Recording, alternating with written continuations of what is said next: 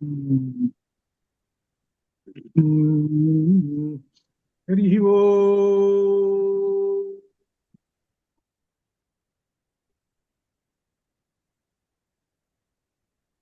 गुरु ब्रह्मा गुरुर्विष्णु गुरुर्देवो महेश्वरः गुरु साक्षात् परम ब्रह्म तस्मै श्री गुरवे नमः। ज्ञानानन्दमयं देवं निर्मलस्फटिकाकृतिम् आधारं सर्वविद्यानां हयग्रीवमुपास्महे हयग्रीवमुपास्महे। आपदामपहर्तारं दातारं सर्वसम्पदां लोकाभिरामं श्रीरामं भूयो भूयो नमाम्यहम्। मनोजवं मारुततुल्यवेगं जितेन्द्रियं बुद्धिमतां वरिष्ठं वातात्मजं वानरयूथमुख्यं श्रीरामदूतं शिरसा नमामि। यत्र यत्र रघुनाथकीर्तनं तत्र तत्र कृतमस्तकाञ्जलिं बाष्पवारि परिपूर्णलोचनं मारुतिं नमत राक्षसान्तकं मनोजवं मारुततुल्यवेगं जितेन्द्रियं बुद्धिमतां वरिष्ठं वातात्मजं वानरयूथमुख्यं श्रीरामदूतं शिरसा नमामि। बुद्धिर्बलं यशोधैर्यं निर्भयत्वमरोगताम् अजाड्यं वाक्पटुत्वं च हनुमस्मरणात् भवेत्। रामाय रामचन्द्राय रामभद्राय वेधसे रघुनाथाय नाथाय सीतायाः पतये नमः। वन्दे वानरनारसिंह खगराक्रोडास्वभक्तौ चितम् त्रिक्षाक्षिस्फुटिपञ्चवक्त्ररुचिरं बालार्ककोटिद्युतिम् हस्ते शूलकपालमुद्गरहरं कौमोदकी भूधरं खट्वाङ्गाङ्कुशपाशपर्वतधरं पीताम्बरं वानरं नमो रामचंद्र परब्रह्मणे नमः। రామాయణం అద్వైతం అనే విషయంలో 5వ భాగమైన సుందరకాండ అధ్యయనం చేస్తున్నాం. ఇందులో ప్రథమ సర్గలో ఉన్నాం. ప్రథమ సర్గలో హనుమ ఆకాశంలో వెళుతూ ఆ మధ్యలో కింద ఉన్నది కదా అసలు విషయం ఏమిటంటే సముద్రం. కనుక అర్థం ఆకాశంలో వెళ్ళటం అంటే అర్థం ఏంటంటే సముద్రాన్ని దాటటం అని అర్థం. ఈ సముద్రాన్ని దాటుతూ వెళుతున్నాడు. వెళుతుంటుంటే వరుసగా ఆయనకు వచ్చిన అడ్డంకుల్ని తెలివిగా తప్పించుకొని వస్తూ ఉన్నాడు. అలా వస్తూ ఉంటుంటే సింహిక వచ్చింది. సింహిక అనేటువంటి రాక్షసి సముద్రంలో ఉండి ఆకాశంలో వెళుతున్నటువంటి ఆ ఏవైతే చారణులు కానీ పక్షులు కానీ ఎవరైతే వెళ్తున్నారో వాళ్ళందరినీ కూడా వాళ్ళ నీడను పట్టుకొని లాగి తన నోట్లో వేసుకుంటుంది. అందువలన ఆ దారిన వెళ్ళటానికి ఆకాశంలో భయపడి ఎవరు వెళ్ళరు. ఈ వెళ్ళకపోవటం వలన ఈ సింహికి ఆహారం దొరకల, బాగా ఆకలితోటి ఉన్నది. అయితే ఇప్పుడు హనుమ పర్వతాకారం అంతటి వాడు వెళుతూ ఉన్నాడు, పెద్ద జీవి. అప్పుడు అనుకుంటున్నది సింహిక, అబ్బా నాకు చాలా ఆకలిగా ఉంది, ఎంత కాలానికి దొరికిందో కదా, పెద్ద మహాజీవి ఇది, కాబట్టి దీనిని తిని నేను ఆకలి తెచ్చుకుంటాను అని ఆ సింహిక ఆ హనుమ యొక్క నీడ పట్టుకొని లాగుతున్నది. ఆ నీడంటే ఆ పైన వెళుతున్నాడు కదా, పైన ఏమో సూర్యుడు వెలుగుంది, ఆయన యొక్క నీడ ఈ నీళ్ళలో పడుతున్నది. ఆ నీడ పట్టుకొని లాగేసేస్తున్నాడు. లాగేస్తుంటే ఈయన ముందుకెళ్ళినటువంటి వాడు ఏమిటి నేను వెనక్కి వస్తున్నాను, అందుట్లో మనోజవం మారుత తుల్య వేగం, అందులో ఈ సామాన్యమైనటువంటి వాడ మిగిలిన వాళ్ళు చారణలో పక్షులు అయితే ఎప్పుడు ఇట్లా లాగి ఇటు నోట్లో వేసుకుండేది, ఏ పక్షు ఏదన్నా అయితే నోట్లో వేసుకుండేది, అయిపోయేది ఎప్పుడు క్షణంలోనే. ఈయన అట్లా కాదు కదా, ఏమిటి వెనక్కి వస్తున్నాను, పంగూకృత అన్నాడు. అనగా కుంటివాడు నడవలేక ముందుకి వెనక్కి కాలు వేస్తున్నట్టుగా ఏమిటి నాకు ఇట్లా ఉన్నది అని అనుకున్నాడు. అనుకునేటప్పటికి కపిరాజైన సుగ్రీవుడు, ఆ సుగ్రీవుడు చెప్పాడు, దక్షిణ దిక్కు వెళ్ళేటువంటి వాళ్ళు అక్కడ సముద్రంలో ఒక రాక్షసి ఉంది, కాబట్టి జాగ్రత్త, ఆ రాక్షసి భక్షిస్తుంది, కాబట్టి జాగ్రత్తగా వెళ్ళండి అని చెప్పాడు. ఆ విషయాన్ని గుర్తుకొచ్చింది ఇప్పుడు. ఓహో, కపిరాజైన సుగ్రీవుడు చెప్పినటువంటి మాట నిజం ఇప్పుడు ఏమో, కాబట్టి ఆ సింహిక అనే రాక్షసి ఇక్కడ ఉన్నదా, సరే కాని అని ఆ సింహిక పని పెట్టాడు. ఈ సింహిక సరే చంపేసేసాడు. ఎట్లా అంటే నోటిలోకి దూరాడు, తన యొక్క నఖాలు తోటి చీల్చి దాన్ని నోరు చీల్చి ముక్క చేసేసి ఆ సముద్రంలో పడేశాడు. ఇక దాంతో వాళ్ళందరూ సంతోషించారట. ఆకాశంలో వెళ్ళేటువంటి వాళ్ళందరూ కూడా ఇంతకాలం మేము భయపడుతున్నాము, మాకు ఇప్పుడు భయం అనేది పోయింది, హనుమ కారణంగా మాకు భయం అనేది పోయింది. అందుకనే హనుమ అంటే అర్థం ఏంటి? భయరహితము. కాబట్టి హనుమను పట్టుకున్నటువంటి వాడు భయం అనేటువంటిది వాడికి ఉండనే ఉండదు, కించిత్తు కూడా ఉండదు. కాబట్టి హనుమ మాకు ఎంతటి ధైర్యాన్ని ఇచ్చాడో కదా అని వాళ్ళందరూ కూడా మెచ్చుకుంటున్నారట. దేవతలు, ఆ ఋషులు, మరి పక్షులు, అనేకమైనటువంటివన్నీ కూడా ఆకాశ సంచారంలో వెళ్ళే వాళ్ళందరూ కూడా మెచ్చుకుంటున్నారు ఆయన. అలా ఈయన చేసినటువంటి పని చాలా గొప్పదండి అని 197. 197లో భీమం మధ్య కృతం కర్మ మహత్సత్వం త్వయా కథం సాధయార్థం అభిప్రేతం అరిష్టం ప్లవతాం వర. ప్లవతాం వర అనగా వానర శ్రేష్ఠ. ప్లవతాం వర, ప్లవతాం అంటే వానరులలో వర శ్రేష్ఠుడైనటువంటి వాడా హనుమ. అద్య భీమం కృతం కర్మ. అద్య ఈ రోజున, ఇప్పుడు భీమం కృతం కర్మ, భయంకరమైనటువంటి ఈ కర్మను చేశావు. ఈ కర్మ అనేటువంటి ఎవరికి చేత కాదయ్యా. ఆ సింహికని చంపడం అనేటువంటిది అసలు ఎవరి వల్ల కాదు. అసలు ముందే అది నోట్లో వేసుకుంటుంది కదా, సామాన్యమా ఈ సింహిక. మహత్సత్వం త్వయా గతం. ఇది ఎటువంటిది? మహత్సత్వం, మహా గొప్ప బలము కలిగినటువంటిది ఈ జీవి, ఈ ప్రాణి, సామాన్యమైనది కాదు. అటువంటి దాన్ని త్వయా, నీ చేత, హతం చంపబడ్డది, అది నీ చేత చంపబడ్డది అని చెబుతున్నాడు. కాబట్టి సాధయార్థం అభిప్రేతం, కాబట్టి ఈ కార్యమును చేశావు, కాబట్టి నీవు తలపెట్టినటువంటి కార్యమును సాధింతువు. నువ్వు ఏ కార్యమైతే సాధించాలని అనుకుంటావో ఆ కార్యాన్ని సాధించేస్తావయ్యా నువ్వు. సాధయార్థం అభిప్రేతం అరిష్టాం ప్లవతం వర. అరిష్టాం అంటే ఇక్కడ అర్థం వచ్చేది అంటే శుభము అని అర్థం. ఇక్కడ అర్థం. కాబట్టి నీ కార్యం ఏదైతే అనుకుంటావో అది మాత్రం సఫలం చేస్తావయ్యా, ఎంత గొప్పవాడివి అంటే అర్థం ఏంటి? అక్కడికి వెళ్ళాలి, లంకలోకి వెళ్ళాలి. కాబట్టి ఆ కార్యం సఫలం చేసుకోవాలని మధ్యలో అడ్డం వచ్చినటువంటి అన్ని తొలగించుకుంటూ పోతావయ్యా నువ్వు, ఎంతటి గొప్పవాడివి, వానర శ్రేష్ఠ అని ఆ విధంగా వీళ్ళు అంటున్నారట. ఎవరు? దేవతలు. దేవతలు అందరూ మెచ్చుకుంటున్నారట వాళ్ళు. ఇకపోతే ఇక్కడ 198వ శ్లోకం అత్యంత ప్రధానము. ఏమిటంటే ఈ సుందరకాండ మొత్తం మీద 3000 శ్లోకాలలో ఈ శ్లోకము అందరికీ కంఠస్థం రావాలి. నేను ఎప్పుడు అడిగితే అప్పుడు చెప్పాలి, తర్వాత సంగతి ఏమైనా సరే. ఎందుకంటే ఎవరన్నా అడిగితే పెద్దవాళ్ళు మాలాంటి వాళ్ళు అడిగితే నువ్వేం చదువుకున్నావు ఏమిటి సుందరకాండలు అంటే మిగిలి అన్ని చెప్పారనుకో, ఏం సంతోషించరు. ఇది ఏమిటనే 198 అందరికీ, మానవులు అందరికీ చెబుతున్నటువంటి జనరలైజ్ అయినటువంటి ఒక గొప్ప విశేషమైనటువంటి శ్లోకము ఇది. దీనిలో ఉన్నదంతా మనం కూడా దీన్ని అర్థం చేసుకొని దీన్ని బట్టి మనం ఆచరించాలి. హనుమ ఆచరించాడు, ఆయన కార్యం సఫలం చేశాడు.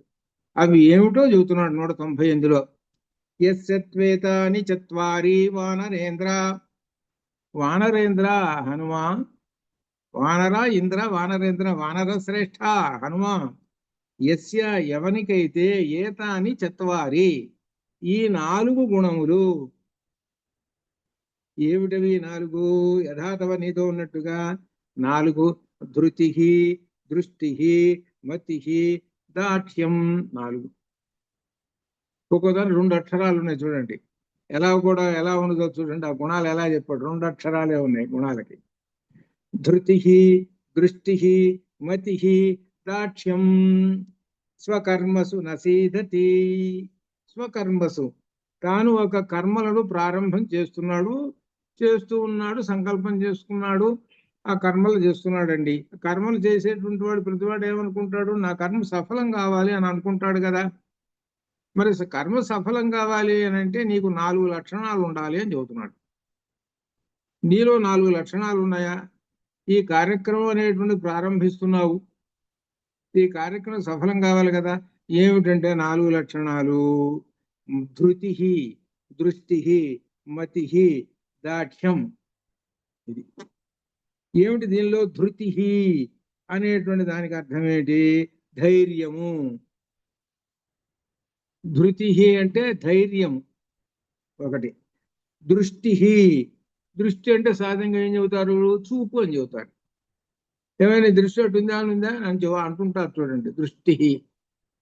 అలా అనమాట. అనగా అర్థం ఏమిటి ఇక్కడ? దృష్టి అంటే సూక్ష్మ దృష్టి, నిశ్చితమైన బుద్ధి, అది అర్థం అనమాట. సూక్ష్మ దృష్టి అంటే అర్థం ఏమిటంటే చూడంగానే అట్లా కనిపెట్టేసేయాలి, చూడంగానే అట్లా కనిపెట్టేసేయాలి. చూసి చూసి గంట సేపు చూసి ఇంకా అర్థం కాలేదని అన్నాడంటే కళ్ళు పనిచేస్తున్నానే, ఎదురుగా మన వస్తువు కనపడితే వీడికి అర్థం కాలేదు, వాడికి దృష్టి లేదు, అది అర్థం. సూక్ష్మ దృష్టి. సూక్ష్మ దృష్టి అని అంటే ఏమిటి? సూదిలాగా వెళ్ళి టక్కుమని టచ్ చేసేస్తుంటుంది అది. ఓహో, ఇదా విశేషము అని. దృష్టిలో సూక్ష్మ దృష్టి ఉంది అంటే అర్థం ఏమిటి? నీ బుద్ధిని బట్టి ఉంటుంది అది. నీ బుద్ధిని బట్టి ఉంటుంది. నీ బుద్ధి కన్నా తుప్పు పట్టింది అనుకో, నీ బుద్ధికి తుప్పు పడితే సూక్ష్మ దృష్టి ఎందుకు వస్తుంది? అది నీ బుద్ధికి. అందుకని బుద్ధికి ఎప్పుడు తుప్పు పట్టకూడదు. తుప్పు పట్టకుండా బుద్ధిని ఎప్పుడు కూడా పదునుగా ఉంచుకోవాలి. పదునుగా ఉంచుకోవాలంటే మనసును కూడా ఏం చేయాలి? రైట్ రూట్లో ఉంచాలి. అది ఉంచితే అప్పుడు రెండు పనిచేస్తాయి. కాబట్టి సూక్ష్మ దృష్టి, నిశ్చితమైన బుద్ధి. ఒక విషయం కార్యక్రమం ప్రారంభించావు అనంటే ఈ 4 లక్షణాలు ఉండాలి. ఈ 4లో రెండవది ఇది, సూక్ష్మ దృష్టి ఉండాలి. అది నేర్పు, బుద్ధి నేర్పు అను ఈ 4. మతి అంటే బుద్ధి, దాక్ష్యం అంటే సమర్థత, ధృతి ధైర్యము, దృష్టి సూక్ష్మ దృష్టి, మతి బుద్ధి, దాక్ష్యం సామర్థ్యము. 4. ఈ 4 లక్షణాలు ఉండాలి. యద్ధృతి ధైర్యం ఉండాలి. తర్వాత తర్వాత దృష్టి సూక్ష్మ దృష్టి, మతి బుద్ధి, దాక్ష్యం సమర్థత, ఇవి ఉండాలి. ఇవి ఎట్లా ఉన్నాయో హనుమలో ఇప్పుడు ఈ ప్రథమ సర్గలో కనపడుతున్నది. ఈ 4 లక్షణాలు ఎట్లా ఉన్నాయి? ధృతి ధైర్యం. ఆయన ధైర్యం ఉందనే సంగతి మనకు అర్థమైంది కదా. అంటే ఏంటి? ఇక్కడ నుంచి 100 యోజనాలు ఏముంది, ఒకసారి పరిగెత్తుతాను వెళ్ళిపోతాను, నాకంత ధైర్యం ఉందో అనేటువంటిది మనకు అర్థమవుతూనే ఉన్నది. అంటే వెనకడుగు వేసేవాడు కాదు అని అర్థం ధైర్యం అనే దానికి అర్థం.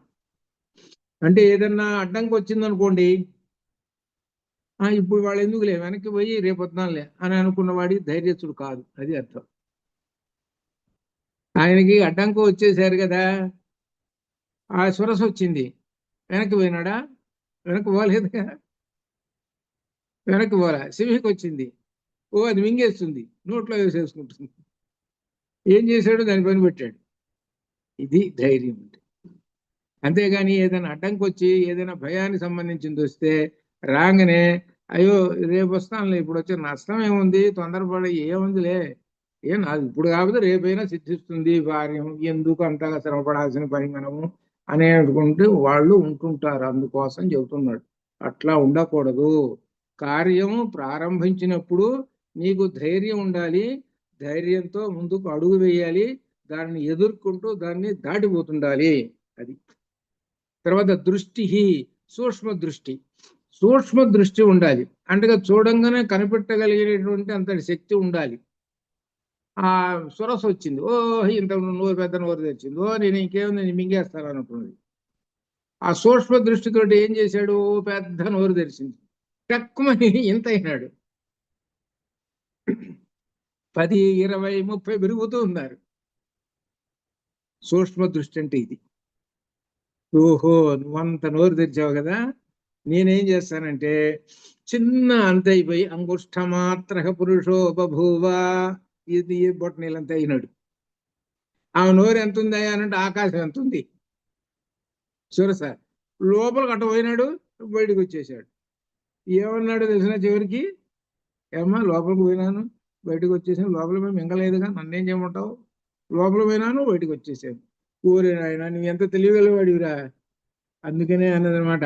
ఎవరు అనమాట? సౌమ్య, బుద్ధిమంతుడా, నీ తెలివితేటలు చాలా గొప్పవై, నువ్వు వెళ్ళు లంకకి చెప్పింది. అది ఇక్కడ దృష్టి, మతి, బుద్ధి. బుద్ధి పనిచేయాలి. బుద్ధి ఏం చేస్తుంది? సత్ అసత్ విచక్షణ రహితం చేసి చెబుతుంటుంది. ఇది మంచి చెడు అనేటువంటి విచక్షణ రహితం చేసి చెబుతుంటుంది బుద్ధి ఎప్పుడు. కాబట్టి వెళుతూ ఉన్నాడు, మధ్యలో ఉన్నటువంటి కార్యక్రమాలు ఏ విధంగా, ఉదాహరణకి ఆ మొట్టమొదట మైనాకుడు వచ్చాడు. మైనాకుడు రాగానే, అయ్యా నీకు ఫలాలు తేనెలు అవి ఇవి అన్నీ పెట్టేస్తాను, కాసేపు కూర్చొని మా ఆతిథ్యం తీసుకొని అప్పుడు వెళ్ళవయ్యా, మాకు సంతోషంగా వస్తుంది, మా యొక్క ఆతిథ్యం తీసుకోవయ్యా అని అన్నాడు. మాటలు తీసుంటే మరి అట్లయితే బుద్ధి ఏం పని చేయాలి? ఏదో పెద్దవాడు చెబుతున్నాడు కదా, ఆయన ఏదో ఆతిథ్యం ఇస్తానంటున్నాడు, అందుట్లో బంగారం అయిన అంతా బంగారం అయిన హిమవంతుడి యొక్క కుమారుడు అంత గొప్పవాడు, ఆయన ఇస్తుంటే వద్దని అంటామా? కాబట్టి ఇక్కడ కాసేపు కూర్చొని 10 నిమిషాలు ఆ ఆహారం ఆయన పెట్టేటువంటి పండ్లన్నీ తిని అప్పుడు 1 గంట ఆలస్యంగా వెళదాంలే అని అనుకుంటే బుద్ధి పెడదారి పట్టింది. అది అర్థం. అది బుద్ధి పెడదారి పట్టింది. నీ బుద్ధి ఏమని నిశ్చయమైంది? మొట్టమొదట జగామ లంకా మనసా అని మొట్టమొదటిలోనే చెప్పావు కదా. నీ మనస్సంతా కూడా ఒక్కసారి లంకలో ఒక పై కూర్చుంది. మధ్యలో అవాంతరం ఏమిటి? రెస్ట్ తీసుకుంటానంటావేంటి? రెస్ట్ అంటే ఏంటి? విషయ సుఖం ఇక్కడ. అయితే అర్థం. ఆయన విషయ సుఖం ఇస్తానన్నాడు. ఎవరు? వైరాకుడు. బుద్ధి పనిచేసింది. ఓహో, ఈ విషయ సుఖంలో కూర్చున్నానా, ఇక నేను వెళ్ళినట్టే లంకకి. కాబట్టి మతికి పనిచేసింది బుద్ధి. అందువల్ల మనం కార్యక్రమంలో ఎప్పుడైనా సరే బుద్ధి విచక్షణ కావాలి. ఈ కార్యక్రమంలో చేయటం అనేటువంటిది ఈ సందర్భంలో తగునా అవునా కాదా అనేటువంటి విమర్శ చేసుకోవాలి. విమర్శ చేసుకొని ఇప్పుడు తగదు, ఏమండి మరలా వస్తాను, కాబట్టి అంతవరకు మీకు నమస్కారం అండి అని చెప్పి వెళ్ళిపోవటమే. ఆ పని చేశాడు హనుమ. అందుకని హనుమ పోతూ పోతూ ఆ శైలం మీద, ఆ మైనాకుడి మీద ఆశీర్వచనం అట్లా చేసి చిరునవ్వు నవ్వుతూ వెళ్ళిపోయినాడు. అది అప్పుడు ప్రీతోస్మి కృతమాతిథ్యం, ప్రీతోస్మి కృతమాతిథ్యం అను అంటున్నాడు. నీ ఆతిథ్యాన్ని తీసుకున్నానయ్యా అన్నాడు. ఏమిటి నువ్వు చక్కగా మాటలు చెప్పావు, తీసుకోవని గౌరవంగా మాట్లాడావు, కాబట్టి నాకు అదే సంతోషము అన్నాడు.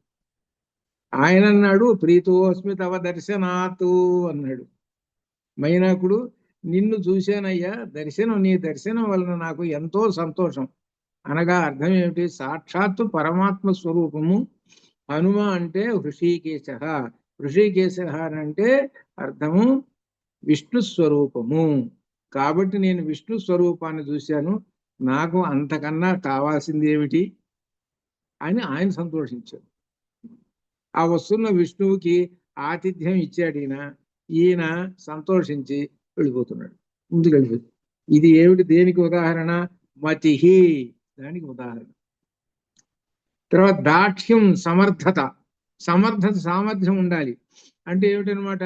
అంత దూరం 100 యోజనాలు పోవాలంటే నీకు సమర్థత ఉందా లేదా? కొంతమంది ఉంటుంటారు, మీరు జాగ్రత్త ఒకసారి గుర్తు పెట్టుకుంటే సరే. మాకు చిన్నప్పటి నుంచి మాకు గుర్తు కాబట్టి వస్తుంటే మధ్యలో చిన్న చిన్న కాలువలు వస్తాయి. ఇక్కడి నుంచి ఇప్పటికి మాకు గుర్తు అనమాట. హై స్కూల్ నుంచి వస్తుంటే ఒక కాలువ వస్తుంది. నీళ్ళు వచ్చినప్పుడు, వర్షం ఉన్నప్పుడు కొంచెం దూరంగా పోయి పరిగెత్తుకుంటూ వచ్చి ఒక్కసారి ఒక దూకుతాం. సామర్థ్యం. కొంతమంది ఏం చేస్తారంటే నేను దూకలేనని దానిలో నీళ్ళలో దిగి ఒక్కొక్క అడుగు వేసుకుంటూ వస్తారు. ఇక్కడ అర్థం ఏమిటనమాట? అక్కడ సామర్థ్యం అర్థం కాల. సామాన్యమైనటువంటి విషయంలో కూడా మన సామర్థ్యం ఎంత ఉందని వాడు ఒక లెక్క వేసుకుంటాడు ప్రతివాడు. అట్లనే ఈయన కూడా తనకి సామర్థ్యం ఏమిటి అనేటువంటి విషయం అంతా తెలుసు ఆయన. ఒక మాట చెప్పాలంటే సామర్థ్యము అనే దాని కనుక అసలు ఆయనకి అసాధ్యం అనేటువంటిది అసలు లేనే లేదు. అసాధ్యం అనేటువంటిది ఉండదంటే ఆ డిక్షనరీలో వచ్చి బయట పెట్టాల్సిందే, ఆయన డిక్షనరీలో నుంచి. అది అంతటి సమర్థుడు ఉన్నటువంటి వాడు దేనిలోనైనా సరే. ఈ బుద్ధిలో కానీ ఆ విధంగా ఎవరితోటి ఎట్లా మాట్లాడాలో సామర్థ్యం, ఎవరితోటి ఎట్లా మాట్లాడాలో సామర్థ్యం, అది గుర్తుపెట్టుకోవాలి. ఎవరిని పెడితే రాక్షసుడితోటి ఎట్లా మాట్లాడాలో, పెద్దవాళ్లతోటి ఎలా మాట్లాడాలో, ఇవన్నీ కూడా అంతటి సామర్థ్యం ఉన్నటువంటి వాడు. 4 లక్షణాలు ఎవరికైతే ఉంటాయో స్వకర్మసు, స్వ తమ యొక్క కర్మసు కర్మల యందు నా సీదతి, వాళ్ళు ఎప్పటికీ విఫలము కారు, సఫలము అవుతారు. ఇది అర్థం. అందుకని ఈ శ్లోకం బాగా గుర్తుపెట్టుకోండి. ఇది పిల్లలకు కూడా చెప్పదగినటువంటిది. 4 లక్షణాలు గనక ఉంటే నీవు చాలా గొప్పవాడు అవుతావురా అని చెప్పాలి. ధృతి, దృష్టి, మతి, దాక్ష్యం, స్వకర్మసు నసీదతి. అది ఇది చాలా గొప్పదైనటువంటి శ్లోకం అన్నమాట. ఇది రామాయణం మొత్తం మీద మనకు ఏం నేర్పుతున్నది అని అంటే, మానవులకి ఈ 4 లక్షణాలతోటి ఉండండి, మీరు ప్రారంభించిన కర్మలు ఎల్లప్పుడూ కూడా సఫలమవుతాయి, విఫలం కావు. అది అర్థం. విఫలమైనవి అంటే ఏదో నీలో ఒక దోషం ఏదో ఉంది అని అర్థం చేసుకోవాలి. విఫలమైందంటే దోషం ఏదో ఉంది, ఆ దోషం ఏదో మరి అర్థం చేసుకోవాలి. అర్థం చేసుకోవాలంటే బుద్ధిని ఉపయోగించు. బుద్ధి ఏకం చేసి సత్త అసత్ విచక్షణ రహితం చేసింది, అందువల్ల నీ కార్యక్రమం నెరవేరాల. ఈ 4లో ఏ ఒక్కటి లోపించినా గాని నీ కార్యక్రమం పూర్తి కాదు. అది విషయం. అందుకని చాలా గొప్ప విషయం రామాయణం చెబుతుంది. యస్యత్వేతాని చత్వారి వానరేంద్ర యథాతవా ధృతి, దృష్టి, మతి, దాక్ష్యం, స్వకర్మసు నసీదతి. ఇది ముఖ్యమైనటువంటి శ్లోకం. ఆదర్శంగా తీసుకొని ఈ గుణాలని ప్రతి వాళ్ళు తమ యొక్క కార్యక్రమాలు నిర్వహించాలి అని వాల్మీకి మహర్షి మనకు చెబుతున్నాడు. దానికి ఉదాహరణగా ఎవరంటే హనుమా. ఇది అర్థం. కాబట్టి హనుమాన్ చూసినప్పుడు ఏంటి, ఆలయానికి వెళ్ళినప్పుడు కనీసం ఈ మాట ధృతి, దృష్టి, మతి, దాక్ష్యం, స్వకర్మ సునసీదతి. అయ్యా నిన్ను చూసి నేను నేర్చుకుంటున్నామని అంటున్నాడా? ఏం నేర్చుకోవాలి? ఇది హనుమాన్ చూసినప్పుడు నేర్చుకోవాలి. గుడికి వెళ్తున్నామంటే అదే అర్థం. ఊరగా పోయి గిరగరా 2 చుట్లు తిరిగేదను గోరెల గారెలు దీని రావటమే పని, ఇంక రెండో పని లేదు మనకి. ఎందుకంటే ఆలయాల్లో పెడుతుంటారుగా, ఇది అందుకోసం. అది కాదు కావాల్సింది. ఏమిటంటే పదం, వాక్యం రావాలి. ఆ ఎప్పుడైతే వాక్యం వస్తుందో హనుమ వాళ్ళని అనుగ్రహిస్తాడు. అది గొప్ప విషయం. తర్వాత అంటున్నాడు 199. సహా తై సంభావిత పూజ్య ప్రతిపన్న ప్రయోజన జగామ ఆకాశం ఆవిశ్య పన్నగాశనవత్ కపి. పన్నగాశనవత్, వత్ వలే, పన్నగ పాము, అశన ఆహారము, పాము ఆహారముగా కలిగినటువంటి వాడు గరుత్మంతుడు. చాలా చోట్ల 5, 7, 8 చోట్ల ఆయనను గరుత్మంతుడుగా చెబుతున్నాడు. జాగ్రత్తగా అర్థం చేసుకోవాలి. ఎందుకంటే 5 ముఖాలలో గరుత్మంతుడి ముఖం ఒకటి, గరుడుని యొక్క ముఖం. గరుడు దేనికనంటే విషాన్ని హరించేవాడు. విషాన్ని హరించడం అంటే మనకు ఏమైనా కష్టాలు వచ్చినా, దుఃఖాలు వచ్చినా కానీ, లేక అనారోగ్యాలు వచ్చినా కానీ, ఇటువంటి వాటన్నిటిని కూడా గరుత్మంతుడు హరాయిస్తాడు. ఈ విషయమే సౌందర్య లహరిలో ఒక చోట వచ్చింది. ఒక్క చోట ఒక్క పదంతో వేసేసాడు అనమాట అక్కడ సౌందర్య లహరి. అందుకనే సుందరకాండ, సౌందర్య లహరి, లలిత రహస్యనామాలు ఈ 3 దగ్గర పెట్టుకోవాలి. ఈ 3 అవినాభావ సంబంధంతో ఉంటుంటాయి అదనమాట ఇది. కాబట్టి ఆ హనుమ యొక్క రూపం, గరుత్మంతుని యొక్క రూపం ఇక్కడ చెబుతున్నారనమాట ఆయన. ఆ గరుత్మంతుడు సహతై సంభావిత పూజ్య, ఈ విధంగా ప్రశంసిస్తూ ఉన్నారు. ఇదంతా ఎవరు అంటున్నారయ్యా అనంటే దేవతలు అంటున్నారు ఈ మాటలన్నీ. సంభావిత పూజ్య ప్రతిపన్న ప్రయోజన, ఆ హనుమంతుని పూజిస్తూ ఉన్నారు, ప్రశంసించటం. ఇక్కడ ఒక విశేషం. పూజించడం అనే దానికి ఏమిటంటే ఓ పూలు తీసుకొచ్చి ఆ దేవుడికి వేస్తాం, అది పూజ అనేటువంటి సహజంగా అంటారు. అది సహజం. కానీ ప్రశంసించటం కూడా పూజ, అది అర్థం. ప్రశంసించటం, కీర్తించటము, స్తుతించటము, అది అర్థం. అది మనం స్తుతిస్తూ ఉన్నాం, లలితానామాలు స్తుతిస్తున్నాం అని పారాయణ చేస్తున్నాం అంటే పూజ చేస్తున్నాం అమ్మవారికి అని అర్థం. అది అట్లా అనమాట. అది ఇక్కడ దేవతలందరూ కూడా ప్రశంసిస్తున్నారు అనగా పూజిస్తున్నారని అర్థం అనమాట ఇక్కడ అనమాట. ఆయన ఈ గరుత్మంతుని వలె ఆకాశం మార్గమును ప్రవేశించి ప్రయాణం సాగిస్తూ ఉన్నాడు. ఈ దేవతలందరూ చూసి కూడా ప్రశంసిస్తూ ఉన్నారు. యస్యత్వేతాని చత్వారి వానరేంద్ర యథాతవ ధృతి దృష్టి మతి హితాక్షం స్వకర్మసు నసీదతి అని అర్థం చేసుకున్నారు. నిన్ను చూసి మేము తెలుసుకున్నామండి, ఈ 4 లక్షణాలు నీలో ఉన్నాయి అని చెప్పుకుంటున్నారు. తర్వాత 200లో హనుమ ప్రాప్త భూయిష్ట పారస్తు సర్వత ప్రతిలోకయన్ యోజనానాం శతస్యాంతే వనరాజిన్ దదర్శ సహా. ఇప్పుడు ఈ విశుద్ధి చక్రాన్ని దాటాడు, 5వ చక్రాన్ని దాటాడు. 5వ చక్రాన్ని దాటి 6వ చక్రానికి వెళుతున్నాడు. ఈ 6వ చక్రానికి వెళుతున్నాడు అని అంటే ఏంటంటే అక్కడ ఆ హనుమ ఆ లంకలోకి దిగబోతున్నాడు. ఆ దిగబోతూ ఇప్పుడు ఆకాశంలో నుంచి చూశాడు. చూస్తే ఆయనకి ఏం కనబడ్డాయి అని అంటే యోజనానం శతశతి 100 యోజనాలు దాటొచ్చాడు. అంతా చూస్తున్నాడు. ఆ చూస్తున్నప్పుడు ఆయనకు అవతల తీరమున ఏం కనబడ్డాయి అంటే నలువైపులా అన్ని కూడా దూరంగా వృక్షముల యొక్క వరుస, వృక్షాల చెట్లు కనపడ్డాయి. ఆకాశంలో నుంచి చూస్తూ ఉన్నాడు. ఇప్పుడు దాకా చెట్లు ఎక్కడైనా కనపడ్డాయా? ఏం కనపడ్డాయి? నీళ్లు కనపడ్డాయి.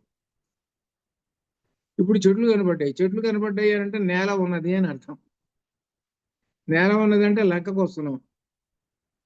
ఈ లంకకు వస్తున్నాం కదా, బాగా పరిశీలించగా ఈ వృక్ష పంక్తి కనపడుతున్నది. అంత దూరంలో నల్లగా కనపడుతున్నది, ఒక చార కనపడుతున్నది అంత దూరంలో. ఇక వస్తున్నాడు, ఇంకా స్పీడ్ వస్తూనే ఉన్నాడు ఇంకా ఆయన.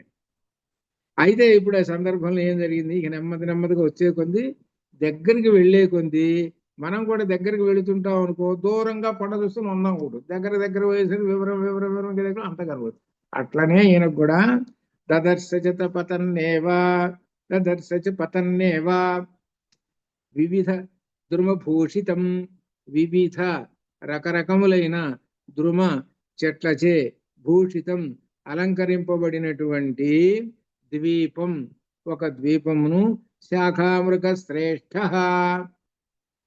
శాఖామృగ శ్రేష్ఠ. శాఖ అంటే అర్థము కొమ్మ అని అర్థం. ఈ శాఖ అంటే కొమ్మలు దేనికి ఉంటాయి అని అంటే చెట్టుకుంటాయి. అనగా అర్థం ఏంటి? శాఖామృగం అంటే కోతి అని అర్థం. అంటే చెట్ల మీద తిరిగేటువంటి జంతువుని కోతి. దీని ఈయన ఎట్లా చెబుతున్నాడంటే వాల్మీకి ఇక్కడ విశేషం ఉంది. వానరం ఏం చేస్తుంది? చెట్ల మీద కూర్చుంటుంది. ఎక్కడ చెట్లు ఉంటే అక్కడికి పరిగెత్తుతుంటుంది. చెట్లు అంటే మహా ఇష్టం ఇది వానరానికి. ఈయన వానరం కదా మరి ఈయన. కాబట్టి ఈయన అందుకని ఈ వానరుల్లో శ్రేష్ఠుడైనటువంటి వాడు, చెట్ల మీద ఎక్కి తిరిగేటువంటి వాళ్ళల్లో శ్రేష్ఠుడైనటువంటి వాడు. ఈయన దృష్టి అంటే వీళ్ళకి ఈ కోతులకి ఎప్పుడు చూసిన చెట్లు ఎక్కడ కనపడతాయా అని చూస్తుంటారు. చెట్లు కనపడగానే బాగా సంతోషం వీటికి. అట్లనే ఈయనకి కూడా చెట్లు కనబడేటప్పుడు సంతోషం కలిగింది. వానరుడు కదా, అది ఇక్కడ అర్థం. ఆ పదం వేశాడు ఇక్కడ వాల్మీకి. అది శాఖామృగ శ్రేష్ఠ. ఆ శాఖామృగ శ్రేష్ఠ ఆయనట మలయ ఉపవనాని మలయ పర్వత ప్రాంత వనాలను దర్శించాడు. అక్కడ కొంత దూరంలో మలయ పర్వతం ఉన్నది. ఆ మలయ పర్వతం దూరంగా కనబడుతున్నది, చెట్లు కూడా కనబడుతూ ఉన్నాయి. అంటే అర్థం ఏమిటి? వీళ్ళకి అద్రి చెరువులు అని కూడా పేరుంది వానరులకి. అంటే కొండల మీద తిరిగేవాళ్ళు అని అర్థం. ఈయన కొండల మీద తిరిగేవాడు, చెట్ల మీద కూర్చుండేటువంటి వాళ్ళు, కాబట్టి సరిపోయింది ఈ పదాలు. ఇది ఇక్కడ అర్థం అనమాట. అక్కడకి వెళుతూ ఉన్నాడు. అక్కడ కనపడుతూ ఉన్న ఒక ద్వీపము, వివిధ వృక్షములు గల ఒక ద్వీపమును, దానికి దక్షిణముగా మలయ పర్వత ప్రాంత వనములను దర్శించను. దూరంగా ఎక్కడో దూరంగా చూశాడు, ఒక ద్వీపాన్ని చూశాడు. ఎంత దూరం ఉందో అప్పటికే ఏమన్నా ఉన్నదేమో ఎంత దూరం ఉందో ఆయన చాలా దూరంలోనే కనబడుతున్నది ఆ ద్వీపము అని చెప్తున్నాడు. ఇప్పుడు చెప్పండి, లలిత చెప్పండి, లేదా సౌందర్యలహరి చెప్పండి. ద్వీపాన్ని చూశాడు, యోగం మణిద్వీప ప్రకారంగా అనే ఉంది కదా గురుగారు, మణిద్వీపం అని. చెప్పు చెప్పు చెప్పు చెప్పు. సౌందర్యలహరిలో మణిద్వీపం అనే ఆ శ్లోకం మొన్న చదివాను. కొంతవరకు దారికి వచ్చింది, కానీ మాధవి మాత్రం మీరు అందరూ చదువుతున్నారు చెప్పలేకపోయినా. నువ్వు సీనియర్ చెప్తావు కదా అని అనుకున్నా. అది మణిద్వీపే మరి ఏమేమి మరి అదే మరి బాలాజీ చెప్పేదాకా అట్లా మనం కూర్చుంది. సుధాసాగర్ మధ్యస్థ, అక్కడ అంత దూరంలో మణిద్వీపం అంటే అమ్మవారు ఉన్నటువంటి ద్వీపం కనపడుతున్నది.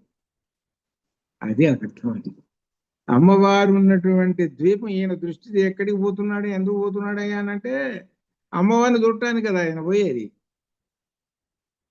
అమ్మవారిని చూడటానికి కదా. అది కదా మెయిన్. అక్కడికి పోయి ఆ హనుమని లంకను తగలబెట్టాలనుకున్నాడా ముందు? ఈయన దృష్టి ఉందా? ఈయన దృష్టి ఏంటంటే అమ్మవారిని దర్శనం చేయాలి.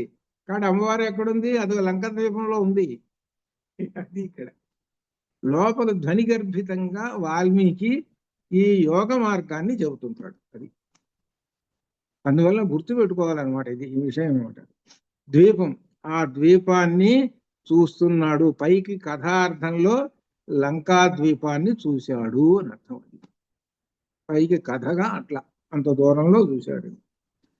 సాగరం సాగరానూపం, సాగర సాగర అనూపం, సాగరాన్ ఉపజాన్ ద్రుమాన్ సాగరస్య చ పత్నీనాం ముఖాన్యపి విలోకయన్. భలే చెబుతున్నాడంటే ఆకాశంలో నుంచి ఒక్కసారి చూస్తుంటుంటే మనం కూడా ఆకాశంలో హనుమ మాదిరిగా ఉండి ఆకాశంలోంచి కిందకి చూస్తుంటే ఎలా ఉందో చెబుతున్నాడు. వాల్మీకి యొక్క దృష్టి చూసుకోండి ఏమంటున్నాడు. ఏమిటంటే సరే ఆ సముద్రం మీద నుంచి వస్తున్నాడు. ఆ సముద్రం తీరం నుంచి వస్తుంటే ఆ ప్రాంతం అంతా నీటి ప్రదేశాలు, సన్న సన్న కాలువలు ఇవన్నీ కనపడుతున్నాయి. ఆ కాలువలన్నీ ఎటు పోతున్నాయి అంటే సముద్రంలో కలుస్తున్నాయి. సముద్రంలో కలుస్తున్నాయి అవి, ఆ నీటి ప్రదేశాలు అక్కడక్కడ అన్ని. ఇక్కడ ఆ నీటి ప్రదేశాలు వస్తున్నాయి కదా, అక్కడక్కడ సన్న కాలువలు ఉన్నాయి కదా, వాటి ఒడ్డున వృక్షాలు ఉన్నాయి, ఇవన్నీ కనబడుతూ ఉన్నాయి. ఇక్కడ ఏమిటి సన్న సన్న కాలువలు అవన్నీ అని అంటే నదులు. నదులు అక్కడ ఒక కాలువ, సన్న కాలువ వచ్చేమో సముద్రంలో కలుస్తుంది, ఇటు నుంచి ఒకటి, అటు నుంచి ఒకటి, 10 రకాల కాలువలు కనబడుతున్నాయి, మళ్ళీ చెట్లు కనబడుతున్నాయి. ఇవి పైనుంచి చూస్తే ఇలా కనబడుతున్నాయి. అంటే నదులన్నీ కూడా సాగరంలో కలుస్తాయి. ఇది ప్రకృతి సహజం. నదులకు చివరికి ఎక్కడ పోయి కలవాలి వాటికి అంటే సముద్రంలోనే కలవాలి. ఎక్కడైనా ఏ దేశంలోనైనా అంతే, ఈ భూమండలం మీద ఎక్కడైనా సరే అవి ప్రవహిస్తూ ప్రవహిస్తూ వాటి యొక్క స్థానం ఏమిటి? చివరికి నదులోనే సముద్రంలోనే కలవాలి, అంతే, ఇంకెక్కడ లేదు. కాబట్టి పైనుంచి చూస్తుంటే సన్నటి నీటి ప్రవాహాలు, కాలువలు కనపడుతున్నాయి. కాలువలన్నీ కూడా సముద్రంలో కలిసిపోతూ ఉన్నాయి. అదంతా చూశాడు. అనగా అర్థం ఏమిటనమాట మనకు? ఆ చీలికలు అన్నీ కనపడుతున్నాయి, నీళ్ల చీలికలు అవన్నీ కూడా ఆ సముద్రంలో కలిసిపోతూ ఉన్నాయి. అంటే ఒక్కొక్క సముద్రం ఒకదారి నుంచి, ఒక సముద్రం ఒకదారి నుంచి, ఒక సముద్రం ఒకదారి నుంచి, ఒక దిక్కు నుంచి ఒక దిక్కు, రకరకాల దిక్కుల నుంచి చేరుతూ ఉన్నాయి. అట్లనే ఆ మణిద్వీప ద్వీపం అన్నారు అనగా లంకా ద్వీపానికి, అనగా అమ్మవారి యొక్క ద్వీపానికి చేరటానికి రకరకముల మార్గాల నుంచి చేరుతుంటారు. అది అట్లా. కొంతమంది యోగ మార్గం అంటారు, ఇంకొకరు ఇంకొక మార్గం అంటారు, ఇంకొకరు ఇంకొక మార్గం అంటారు. ఎన్ని మార్గాలు వచ్చినాయి కానీ ద్వీపం ఏమిటి? ఆ ద్వీపంలో చేరాల్సిందే. చుట్టూ నీళ్లు ఉంటాయి ద్వీపానికి, అక్కడ చేరతారు అందరూ కూడా అని లోపల అర్థము. పైకేమో ఆయన చూస్తూ ఉంటుంటే ఆ కాలువలన్నీ అనగా ఆ నదులన్నీ కూడా సముద్రంలో కలుస్తున్నాయి. దాన్ని ఏ విధంగా చెబుతున్నాడంటే సాగరస్య చ పత్నీనాం, సాగరుని యొక్క పత్నీనాం భార్యలు.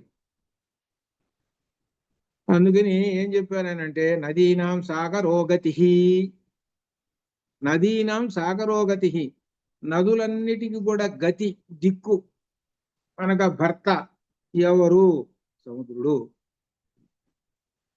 కాబట్టి బకవహ ఎన్నో భార్యలు ఉన్నవాడు ఎవరయ్యా అనంటే సముద్రుడు అని అర్థం చెబుతారు. అంటే దాని అర్థం ఏంటి? ఎక్కడెక్కడ నదులన్నీ కూడా అన్ని కూడా సముద్రంలో వచ్చి చేరతాయి. కాబట్టి సాగరుణ్ణేమో పతి అన్నారు, నదినేమో పత్ని అన్నారు. ఇది ముఖాన్యపి విలోకయన్, అవన్నీ కూడా వాటినన్నిటిని కూడా తాటి యొక్క ముఖాలన్నిటిని కూడా చూస్తూ ఉన్నాడు.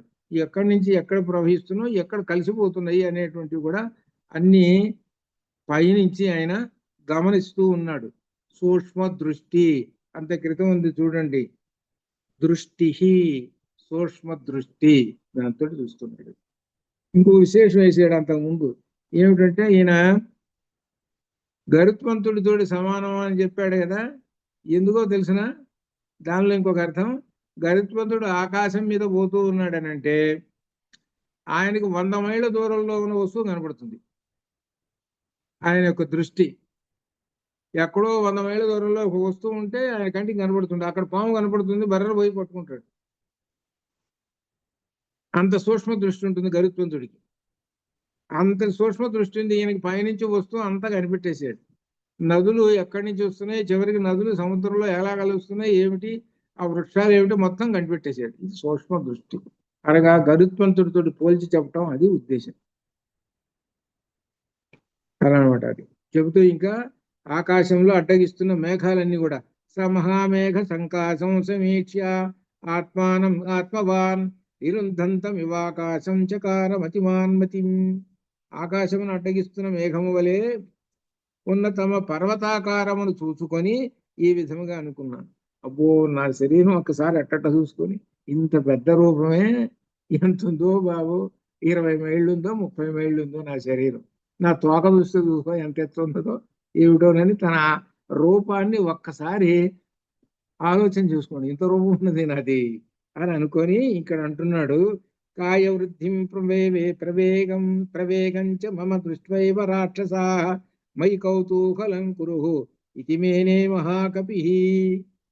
ఇంత పెద్ద శరీరం ఉంది, ఇంకా దగ్గరికి పోతుంటుంటే లంకలో రాక్షసులకు కనపడతాను నేను. ఇప్పుడు చిన్న జంతువు పక్షి ఉందంటే ఎవడికి కనపడుతుంది? ఏదో దగ్గరకు వస్తే అప్పుడు కానీ కనపడుతుంది చిన్న పక్షి. ఇది సామాన్యమైనటువంటి వాడు ఆయన, ఓ కొండ కన్నా మిద్ది మించి ఉన్నాడు, అంత ఉన్నాడు శరీరం. కాబట్టి ఈ మహాశరీరమును వేగమును చూడగల రాక్షసులు నన్ను ఆశ్చర్యంగా చూస్తారు. ఇదేమిటి రో, ఇంతకాలం ఎక్కడ చెప్పుడు చూడలేదు రో ఇది అని అనుకుంటారు. ఒకళ్ళు చెప్పుకుంటారు. ఇంకేముంది అందుట్లో మనకి లంకకు వస్తున్నది, ఏదో విచిత్రంగా ఉందేనని ఒకరికి 10 మంది పరిగెత్తుకుంటూ పోయి రావణాసుడికి చెప్పేస్తారు. అయ్యా రావణాసుడా, ఇంకేదో పెద్ద పెద్ద కోత వస్తున్నదండి అని చెబుతారు. అప్పుడు కార్యక్రమం అంతా ఫెయిల్ అయిపోతుంది. చూడండి, ఇదే మతిహి. ఇప్పుడు అవసరం లేదు, శరీరం అంత అవసరం పెంచాల్సిన అవసరం లేదు. ఇదే ఇక్కడ బుద్ధి పనిచేస్తున్నది, పెంచాల్సిన పని లేదు. కాబట్టి ఇప్పుడు ఏమంటున్నారంటే తతశరీరం సంక్షిప్య, అందువలన శరీరమును సంక్షిప్య అంటే సంక్షేపం చేసుకొని, అనగా చిన్నదిగా చేసుకొని, తన్మహీధర సన్నిభం, మహీధర సన్నిభం. మహీధర అనంటే కొండంత శరీరం ఉన్నటువంటి ఆ వానరుడు పునః మరల ప్రకృతి ఆపేదే వీత మోహ ఇవ ఆత్మవాన్. ఇక్కడ మనకు గొప్ప విశేషమైనటువంటి చెప్పుకుంటూ వచ్చాడు, ఒక పదం వేశాడు. ఏమిటంటే ఆత్మవాన్. ఆత్మవంతుడు అనంటే తనను తాను తెలుసుకునేటువంటి బ్రహ్మవేత్త అని అర్థం. అది తన ఆత్మ, తనలో ఉన్నటువంటి ఆత్మ ఏమిటో తెలుసుకునేటువంటి ఆత్మవంతుడు అని అంటారు. ఇప్పటిదాకా ఏమిటనమాట, ఆయన గొప్ప శరీరం పెంచుకొని వచ్చేసాడు. ఎంత శరీరం అంటే కొండంత శరీరంతో వచ్చాడు. వచ్చి ఇప్పుడు ఏం చేశాడంటే పునః మరలా ప్రకృతి ఆపాదే, అనగా సహజమైన తన యొక్క శరీరమును, తన సహజంగా ఎంత ఉన్నాడు అను అంటే 5 అడుగులు 5.5 అడుగు, సరే మనం ఎంత ఉంటాం అంత అనుకోండి, అంత అయిపోయినట్టే. అంత క్రితం ఉన్నాడు మహాభారతం. అది ప్రకృతి అంటే సహజమైన తన యొక్క రూపంలోకి వచ్చేసాడు. తన సహజమైన రూపంలోకి ఆపేదే పొంది ఈ వీత మోహ ఇవ ఆత్మవాన్, ఆత్మవంతుని వలె తన యొక్క అజ్ఞానమును తొలగించుకొని తన యొక్క యథారూపంలోకి వచ్చేశాడు. ఇప్పటిదాకా ఏమిటనమాట, పెద్ద రూపం పొందటం అనేటువంటిది కూడా ఒక అజ్ఞానం అనేటువంటిది ఒక విశేషం. అనుకునేటప్పుడు మనకేమనుకుంటామంటే, ఏంటంటే అజ్ఞానం, ఈయనకి అజ్ఞానం ఏమిటండి అని అందరు చాలా సహజంగా చెబుతుంటారనమాట. ఏమిటంటే దానికి ఈ సందర్భంలో ఆయన శరీరం పెంచాల్సి వచ్చినటువంటి, వాస్తవానికి నీకు ఈ శరీరం ఉందా?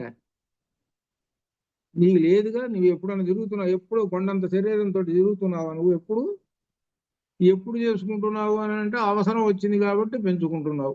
అవసరం అయిపోయింది. అవసరం అయిపోయేటప్పటికి ఏం చేస్తున్నావు? వదిలేస్తున్నావు.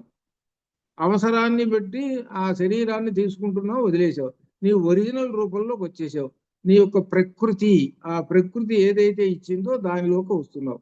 ప్రకృతిని దాటి అధిగమించావు అని అంటే అది అజ్ఞానంలోకి వెళ్ళిపోతుంది అని అర్థం అనమాట. ఇప్పుడు అజ్ఞానం అనేటువంటిది కూడా ఇక్కడ పనికొచ్చింది. అది నేనంత కొండంత శరీరాన్ని పెంచుతున్నానంటే అది ఇక్కడ అర్థం. ఇక్కడ వీత మోహ, మోహం అంటే అజ్ఞానము, వీత అంటే పోగొట్టుకోవటము అని అర్థం అనమాట. అజ్ఞానము తొలగిన ఆత్మవంతుని వలే అని అర్థం. కాబట్టి ఇక్కడ చాలా మంది ఏమనుకుంటారంటే అజ్ఞానం అనేటప్పుడు మన సహజమైనటువంటి లక్షణాల్లోకి వెళ్ళిపోతుంటారు. రెండోది అజ్ఞానం అనేటువంటిది అనమాట. కానీ ఇక్కడ ఆయన ఏంటనమాట, ఈ అజ్ఞానం అనేటువంటి దీంతో సాధించుకుంటూ వచ్చేసేసాడు అంతా కూడా. చివరికి ఇప్పుడు ప్రకృతిలోకి వచ్చేసేసాడు, సహజమైన తన యొక్క రూపంలోకి వచ్చేసాడు. ఆ కల్పితమైనటువంటి రూపాన్ని వదిలేసేసాడు. కల్పితమైనటువంటి రూపాన్ని వదిలేసేసాడు ఇక్కడ. అది కల్పితమైనటువంటి రూపాన్ని వదిలేసేసి సహజ రూపంలోకి వచ్చేసేసాడు, ఇది అర్థం. దీన్ని కూడా మనం ఒక సంగా ఏమనుకోవచ్చు అనంటే, ఆ పరమాత్మ కూడా ఒక చోటట ఎంత ఉంటాడంటే ఒక శనక్కింద అంత ఉంటాడు. ఏం మరి శనక్కింద అసలు ఉండేది ఇంకంతకన్నా తక్కువయా, అతి సూక్ష్మం ఉండి పరమాణువు పరమాత్మ. మరి ఇంకో చోట పెద్దగా ఉన్నాడండి, కొండంత అన్నాడు. అవునండి, ఆయన ఏంటి కావాల్సి వచ్చినప్పుడు కొండంత అవుతాడు. తన అసలు రూపం ఏమిటి ఇక్కడ చెప్పుకోవాలి. పరమాత్మ యొక్క అసలు రూపం ఏమిటి? పరమాణువు. అదే మనకి లలితలోను ఇందులో విష్ణు సహస్రనామంలో కూడా వచ్చింది. అనగా మన కంటికి కనపడనంతటి సూక్ష్మమైనటువంటి రూపము ఏ పరమాత్మ, అది అర్థం. అది ఒరిజినల్. తర్వాత పెంచేస్తుంటాడు, అది ఉంచుకుంటాడు ఎప్పుడు. ఇప్పుడు ఆయన ఉన్నాడు, ఆయన ఎవరు? వామనావతారం. ఎంత? ఇంత ఇంత ఉన్నాడు. ఈ పిల్లాడు ఎంత? ఇంత మహాయుతం ఉంటాడు. మన మోకాళ్ళ దగ్గరకు వస్తాడేమో ఆయన, అంతే కదా.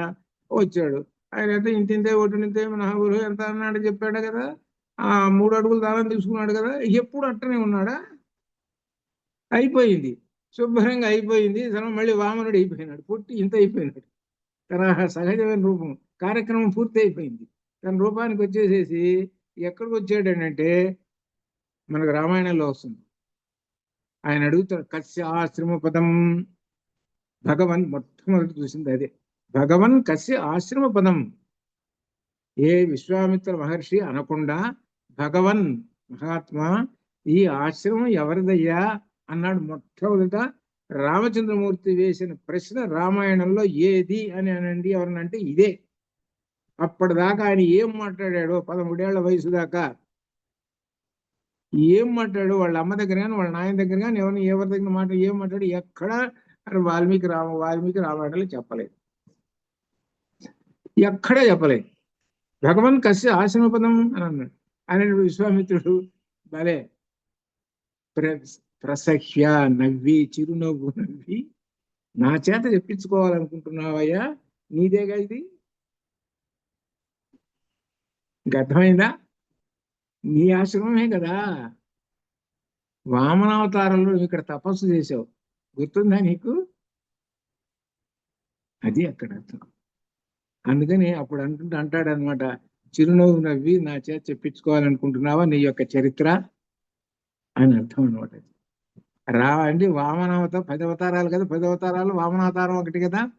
ఆ 3 అడుగులు దానం తీసుకున్నది అంత అయిపోయిన తర్వాత మళ్ళీ మామూలుగా వామనుడైపోయి వచ్చి ఈ ఆశ్రమంలో ఇక్కడ కూర్చొని తపస్సులు చేసుకుంటూ కూర్చున్నాడు ఆయన వామనుడు. అది అట్లా అనమాట. సరే, అది ఏమిటంటే అసలు సహజమైన రూపంలోకి వచ్చేసేసాడు. సహజమైన రూపంలోకి వచ్చేసాడు కాబట్టి ఇక తన యొక్క కార్యక్రమాన్ని చేస్తున్నాడు. అందుకని వీత మోహ ఇవ ఆత్మవాన్. మోహము అనగా అజ్ఞానమును, వీత అంటే అజ్ఞానం అంటే జ్ఞానము నాకు వ్యతిరేకం. ఇప్పుడు ఆ జ్ఞానం అక్కరలేదు, ఇప్పుడు కావాల్సిన జ్ఞానం వేరే ఉంది. ఆ జ్ఞానము కలిగినటువంటి వాడు ఆత్మవాన్.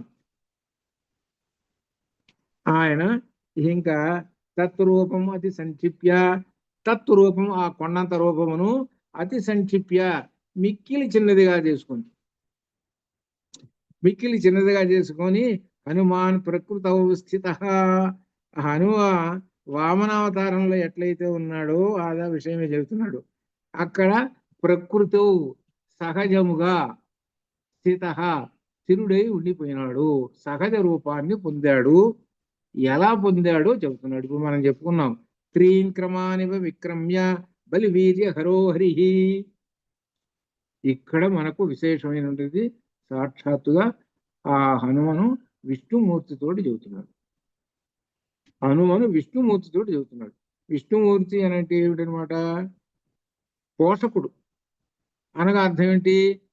స్థితి, రక్షణ ఆయన బాధ్యత. ఎవరు? విష్ణుమూర్తి యొక్క బాధ్యత. ఆయన విష్ణుమూర్తిగా బలి వీర్య హరోహరి. బలి చక్రవర్తి యొక్క వీర్య పరాక్రమమును హరహ హరించినటువంటి హరిహి విష్ణుమూర్తి.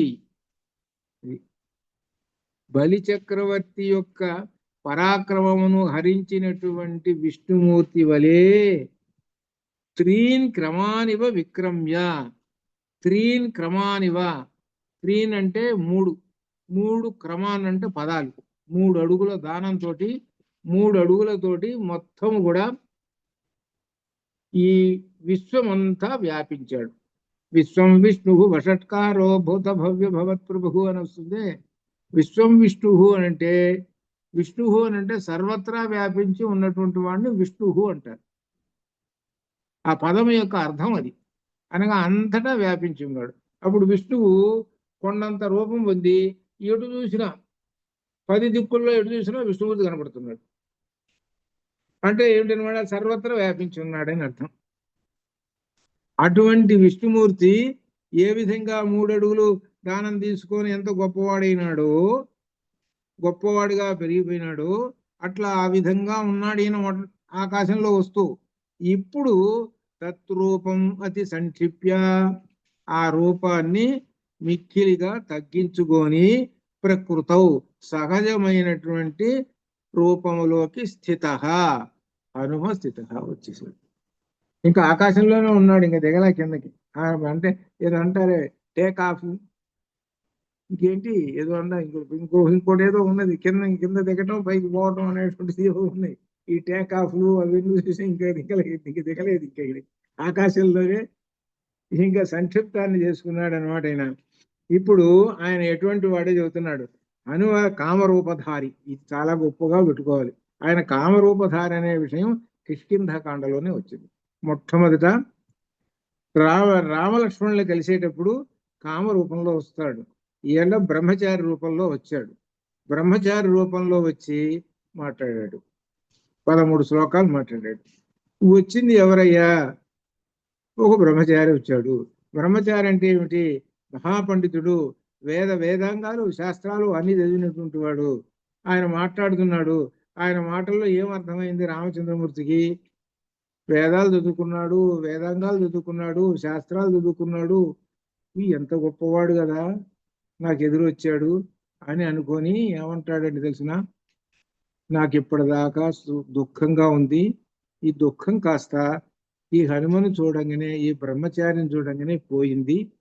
ఎంతటి జ్ఞాన సంపన్నుడు ఎదురైనాడు కదా, కాబట్టి మన కార్యము సఫలము చెప్పాడు. ఇక్కడ అది తెలుసుకోవాల్సింది. ఎందుకంటే ఒక కార్యానికి మనం వెళుతున్నామండి. ఓ కార్యం, ఓ పెద్ద కార్యం అనుకోండి, ఏదో వివాహ కార్యక్రమాలు ఒప్పుకోవడానికో ఏవో రకరకాలు ఉంటాయి. అనుకోకుండా బ్రహ్మజ్ఞాన సంపన్నుడు నీకు ఎదురైనాడు అనుకోండి, అమ్మయ్య మన కార్యం సఫలం, ఇంకా ఇది తిరుగులేదు. అది అనగా బ్రహ్మజ్ఞాన సంపన్నుడు అంటే సాక్షాత్తు పరమాత్మ అని అర్థం. అంతే. మనకు సాక్షాత్తుగా పరమాత్మ ఎదురైనాడు. హే లక్ష్మణ, మనకి కార్యక్రమం శుభ్రంగా సక్రమంగా సాగిపోతుందో, ఏముండనుకున్నావు, వచ్చినట్టుంటో ఆయన ఎవరనుకున్నావు, 3 వేదాలు చదువుకున్నాడు, శాస్త్రాలు అవి ఇవి ఎన్ని చదువుకున్నాడో చెప్పలేము. కాబట్టి లక్ష్మణ జాగ్రత్త, ఒక్కడి మాట గుర్తుపెట్టుకో. ఏమిటో తెలుసురా చెప్తున్నా, ఈయన దగ్గర మాట్లాడేటప్పుడు మాత్రం కాస్త జాగ్రత్తగా మాట్లాడు. ఏమాత్రం పొల్లు పోయిందో ఏదైనా నిన్ను పట్టేస్తాడు. భాష ద్వారానే అతని యొక్క సంస్కారం బయటపడుతుంది అని అర్థం. జాగ్రత్త గుర్తుపెట్టుకోవాలి. భాష ద్వారా ఎవడైనా సరే వాడి యొక్క భాష ద్వారా వాడి యొక్క సంస్కారం బయటపడుతుంది. వీడి ఎంతటి సంస్కారవంతుడో, వీడు ఎంత చదువుకున్నాడో, వీడి యొక్క లక్షణాలు ఏంటో మొత్తం కూడా బయటికి తీసేస్తారు. అందుకని భాషను జాగ్రత్తగా ఉపయోగించాలి. భాషను ఉపయోగించాలి అంటే నీకు జ్ఞానం ఉండాలి. జ్ఞానం అంటే ఏమన్నా చదువుకున్నావా, ఏదో బీటెక్లు, టెక్కులు వాటిల్లో లేదు. వాటిల్లో జ్ఞానం లేదు. అవన్నీ అన్నం తెచ్చిపెట్టేవి. అనగా అర్థం ఏంటి, బో పెడతాయి. అదేనా ఇప్పుడు అందరికి కూడా బో పెట్టడం, ఇప్పుడు అది తీసి చింపుకోవాల్సి వస్తుంది కాగితాలలాగా. ఆ ట్రంప్ గారి యొక్క మహత్యం అట్లా సహజండి. అది జ్ఞాన సంపన్నత, అది ఇతన్ని సంస్కారం చెప్పుకుంటుంది అనమాట. అది అట్లా అనమాట. అది అందువలన జ్ఞానం అనేటువంటిది ప్రధానమైనటువంటిది. అందుకని హనుమ అంటేనే జ్ఞాన సంపన్నుడు. ఆ ను మా, హాలో ఆ, నూలో ఉ, మాలో మా, ఆ ఉ మా కలిపితే ఓం ప్రణవం. ప్రణవం అంటే ఎవరు, పరబ్రహ్మవాచకము ప్రణవం. ఏతద్ధి ఏవాక్షరం బ్రహ్మ ఎక్కడొచ్చింది మనకు, ఇందులో కఠోపనిషత్తులో వచ్చింది. అదనమాట. కాబట్టి అటువంటి గొప్పవాడు అనమాట ఆయన. అటువంటి అనమాట. ఇప్పుడు 207వ శ్లోకంలో కామరూపధారి సచారు నానావిధ రూపధారి. చారు అందమైనటువంటి, ఇక్కడ చారు 2 చారులు ఉన్నాయి, జాగ్రత్తగా గుర్తుపెట్టుకోండి. తెలుగు చారు ఒకటి, సంస్కృతం చారు ఒకటి. ఇంకోటి అర్థమైంది కదా తెలుగు చారు అంటే. కాబట్టి పొరపాటు కనుక తెలుగు చారు మాత్రం చెప్పుకోకండి, సంస్కృతం చారు ఇది. ఇది సంస్కృతంలో చారు అంటే అందమైన అని అర్థం. అది అందమైన నానావిధ రూపధారి, అనేక విధములైనటువంటి రూపములు ధరించేవాడు. ఒక్క బ్రహ్మచారి వేషమే కాదండి ఈయన, చాలా రూపాలు ధరిస్తాడు అని అంటే ఏమన్నా. అందుకనే ఏమిడు పరమాత్మని చెప్పుకున్నాం, చూసాం కదా, ఎవరితోటి పోల్చాడు, విష్ణుమూర్తుడు పోల్చాడు. కాబట్టి ఇక్కడ అదే అర్థం చేసుకోవాలి, పరమాత్మతోటి పోల్చాడు కాబట్టి నానావిధ రూపధారి. ఎన్ని రూపాలు ధరిస్తాడో, ఎప్పుడు ఏది కావాలంటే అది ధరిస్తాడు. పరం సమాసాధ్య సముద్ర తీరం, ఆయన సముద్ర తీరమును చేరి తన సహజ రూపమును సమాసాధ్య పరం, తన యొక్క పరమమైనటువంటి ఆ రూపాన్ని పొంది పరైరసఖ్య ప్రతిపన్న రూప, పరై శత్రువుల చేత అసఖ్య అంటే పొందనటువంటి వాడు, శత్రువులకి అటువంటి రూపం కలిగినటువంటి వాడు. సమీక్షితాత్మ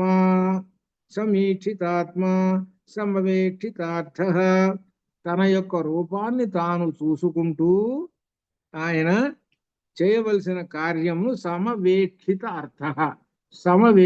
అర్థ అనగా ఇక తర్వాత చేయవలసిన కార్యమును గురించి సమవేక్షిత ఆలోచనలో పడ్డాడు. చిన్నవాడు అయిపోయినాడు ఆయన. ఎటువంటి నానావిధ రూపధారి అన్నాడు. ఎందుకు చెప్పాడు తెలిసిన, దీనిలో ఒక విశేషం ఉంది. ఏంటంటే రామాయణంలో రాబోయేటువంటిది ఏదో ఉంది అనే అర్థం చేసుకోవాలి. అనేక రూపాలు పొందుతుంటాడు ఈయన, నేను చెబుతున్నాడు కదా కామరూపధారి అంటే ఏదో ఉంది. ఓహో, ఇప్పుడు కొండంత రూపం పొందాడు ఒకటి, ఆ రామచంద్రమూర్తి దగ్గరేమో బ్రహ్మచారి వేషం వేశాడు, ఇంకో వేషం వేయబోతున్నాడు అనమాట ఈయన. అది అర్థం. ఏమిటో ఆ వేషం తర్వాత వస్తుంది. ఏ వేషం వేశాడో అప్పుడు వస్తుంది. అది అట్లనమాట. అందుకని సచారు నానావిధ రూపధారి పరం సమాసాద్య సముద్ర తీరం. ఆ సముద్ర తీరమునకు సమాసాద్య చేరి పరం తన యొక్క పరమమైనటువంటి రూపాన్ని పొంది ఆయన శత్రువులకు అశక్యమైనటువంటి వాడై ఆయన తర్వాత కార్యక్రమం కోసం ఆలోచన చేసుకుంటూ ఉన్నాడు అని. శత్రువులకి అసఖ్యం అంటే శత్రువులు ఎవరు జయించలేరు అని అర్థం. అని అర్థం. ప్రతిపన్న పరైరసఖ్య, పరై శత్రువులు, శత్రువులకు అసఖ్య, శక్యము కానివాడు. శత్రువులు అనేటువంటి వాళ్ళు ఆయన చూశారంటే పరిగెత్తుతూ ఉంటుంటారు. ఒక్కడు కూడా ఉంటాడు అక్కడ, ఆ ఛాయలు కూడా ఎవడు ఉంటాడు అక్కడ, అందరూ పరిగెత్తుతూ ఉంటుంటారు. ఆయన కొండంత శరీరం ఉంటుంది. ఈ రాక్షసులంతా ఎంతున్నారు, ఎలికల మాదిరి చిన్న చిన్న నుండి చూసి భయపడము పరుగులు తీస్తుంటారు. మనకు తర్వాత సుందరకాండలో వస్తుంది ఒక చోట. అట్లా అనమాట. సరే అయిపోయింది. సరే వెళ్ళాడండి. వెళ్ళినటువంటి ఏం చేశాడు, లంబగిరిపై దిగేసేసాడు, ఓ కొండ మీద దిగాడు. తదస్సలంబస్య గిరే సమృద్ధే విచిత్ర కూటే నిపపాత కూటే సకేత కోద్దాల కనాళికేరే మహాత్రికూట ప్రతిమో మహాత్మా. ఆ కొండ మీద దిగిరాడు, లంబగిరి మీద దిగాడు ఆయన. ఆ దిగినప్పుడు ఎక్కడ దిగాడు, ఆ పర్వత శిఖరం మీద ఒక చోట దిగాడు. అక్కడ ఆ పర్వతము విచిత్రమైన శిఖరాలతోటి ఉన్నది ఆ లంబగిరి. దానిలో ఏమున్నాయంటే అక్కడ కొబ్బరి చెట్లు, విరిగి చెట్లు, రకరకాల చెట్లు కూడా ఉన్నాయి ఆ చెట్ల మీద, ఆ కొండ మీద.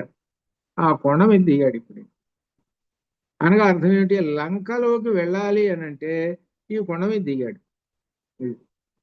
అంటే ఏమిటి, సముద్రం అయిపోయింది, సముద్రం దాటంగానే ఏం కొండ కనపడ్డది, కొండ మీద దిగాడు. అనగా అంత దూరంలో చూస్తున్నాడే మొట్టమొదటి చెట్లు కనపడ్డాయి, ఇప్పుడు చెట్లతో ఉన్న కొండ కనపడ్డది. కాబట్టి ఆ కొండ మీద దిగాడు, లంబగిరి మీద దిగాడు ఈయన. మహాద్రికూట ప్రతిమో మహాత్మా. హనుమని దేనితోటి పోలుస్తున్నాడు అయ్యానంటే మహాత్మా. ఈ మహాత్మా అనే శబ్దం అందరికీ ఉపయోగిస్తారండి, ఎవరికో ఉపయోగిస్తారు. మహాత్మా గాంధీ అన్నారు, అందరినీ ప్రతివాడిని కూడా మహాత్మానే, మహాత్మా పటేలు, మహాత్మా వాడి, మహాత్మా ఎవరికైనా చెప్పాడా?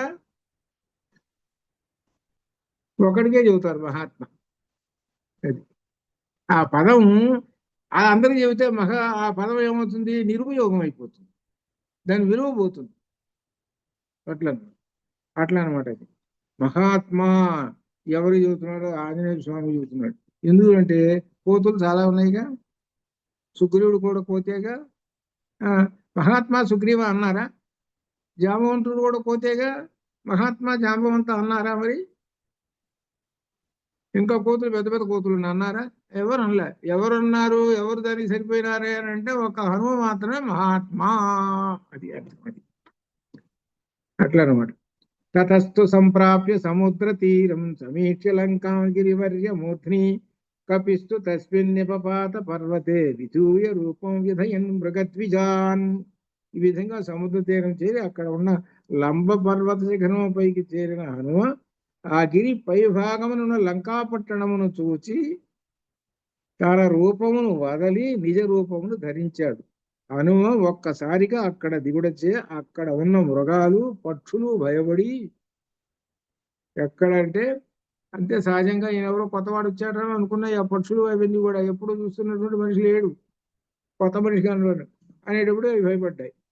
దీన్ని ఏం చెబుతున్నారంటే, దీనిలో ఉన్నటువంటి విశేషం, మైనాపుడే సత్వగుణం, సురసేమో రజోగుణం, సింహికమేమో తమోగుణము, ఈ మూడు గుణములను అతిక్రమించి, ఈ మూడు గుణాలను అతిక్రమించి తరువాత మూడు గ్రంథులను కూడా, బ్రహ్మగ్రంథి, విష్ణుగ్రంథి, రుద్రగ్రంథి అనేటువంటి వాటిని కూడా ఛేదించుకొని సహస్రార చక్రమున ఉన్న సహస్ర స్తంభ మంటమున సీతాదేవిని అనగా లలితా పరమేశ్వరిని దర్శించుటకు హనుమ అక్కడకు చేరాడు అని చెప్తున్నాడు.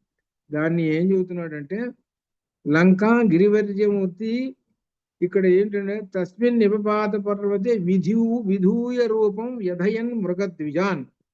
ఆ మృగములన్నీ పరిగెత్తుతూ ఉన్నాయి, ఎక్కడ ఏమీ లేవు, మృగాలన్నీ పరిగెత్తున్నాయి ఆయన చూసి. అన్నీ ఖాళీగా అయిపోయినాయి, అన్ని ఈ షట్చక్రాలను భేదించేసేసాడని. తన రూపమును విధూయ అనగా వదిలించేసేసుకొని, అనగా తన యొక్క శరీరం ఏదైతే రూపం ఉన్నదో, ఎక్కడైతే ఆజ్ఞాచక్రాన్ని దాకా పోయేటప్పటికి తన సహజ రూపం యోగీశ్వరుడు తన యొక్క రూపాన్ని అంతటినీ వదిలేసేసుకొని, తన శారీరకమైన రూపాన్ని శరీరం ఏదైతే వదిలేసేసుకొని తన యొక్క సూక్ష్మ శరీరంతో వెళ్ళిపోతున్నాడు. అది అర్థం ఇక్కడ. ఇది యోగపరంగా చెప్పేటువంటి విషయం ఇది. అలా వెళుతున్నాడు అని అంటే ఈ త్రిగుణాలను జయించాడు. త్రిగుణాలు ఎవరు అంటే మైనాకుడు సత్వగుణం. మైనాకుడు ఏం చేశాడు? పండ్లు తీయంటివి పెడతానండి అన్నాడు, సత్వగుణం. తర్వాత రజోగుణం సరసురస పరీక్షించింది.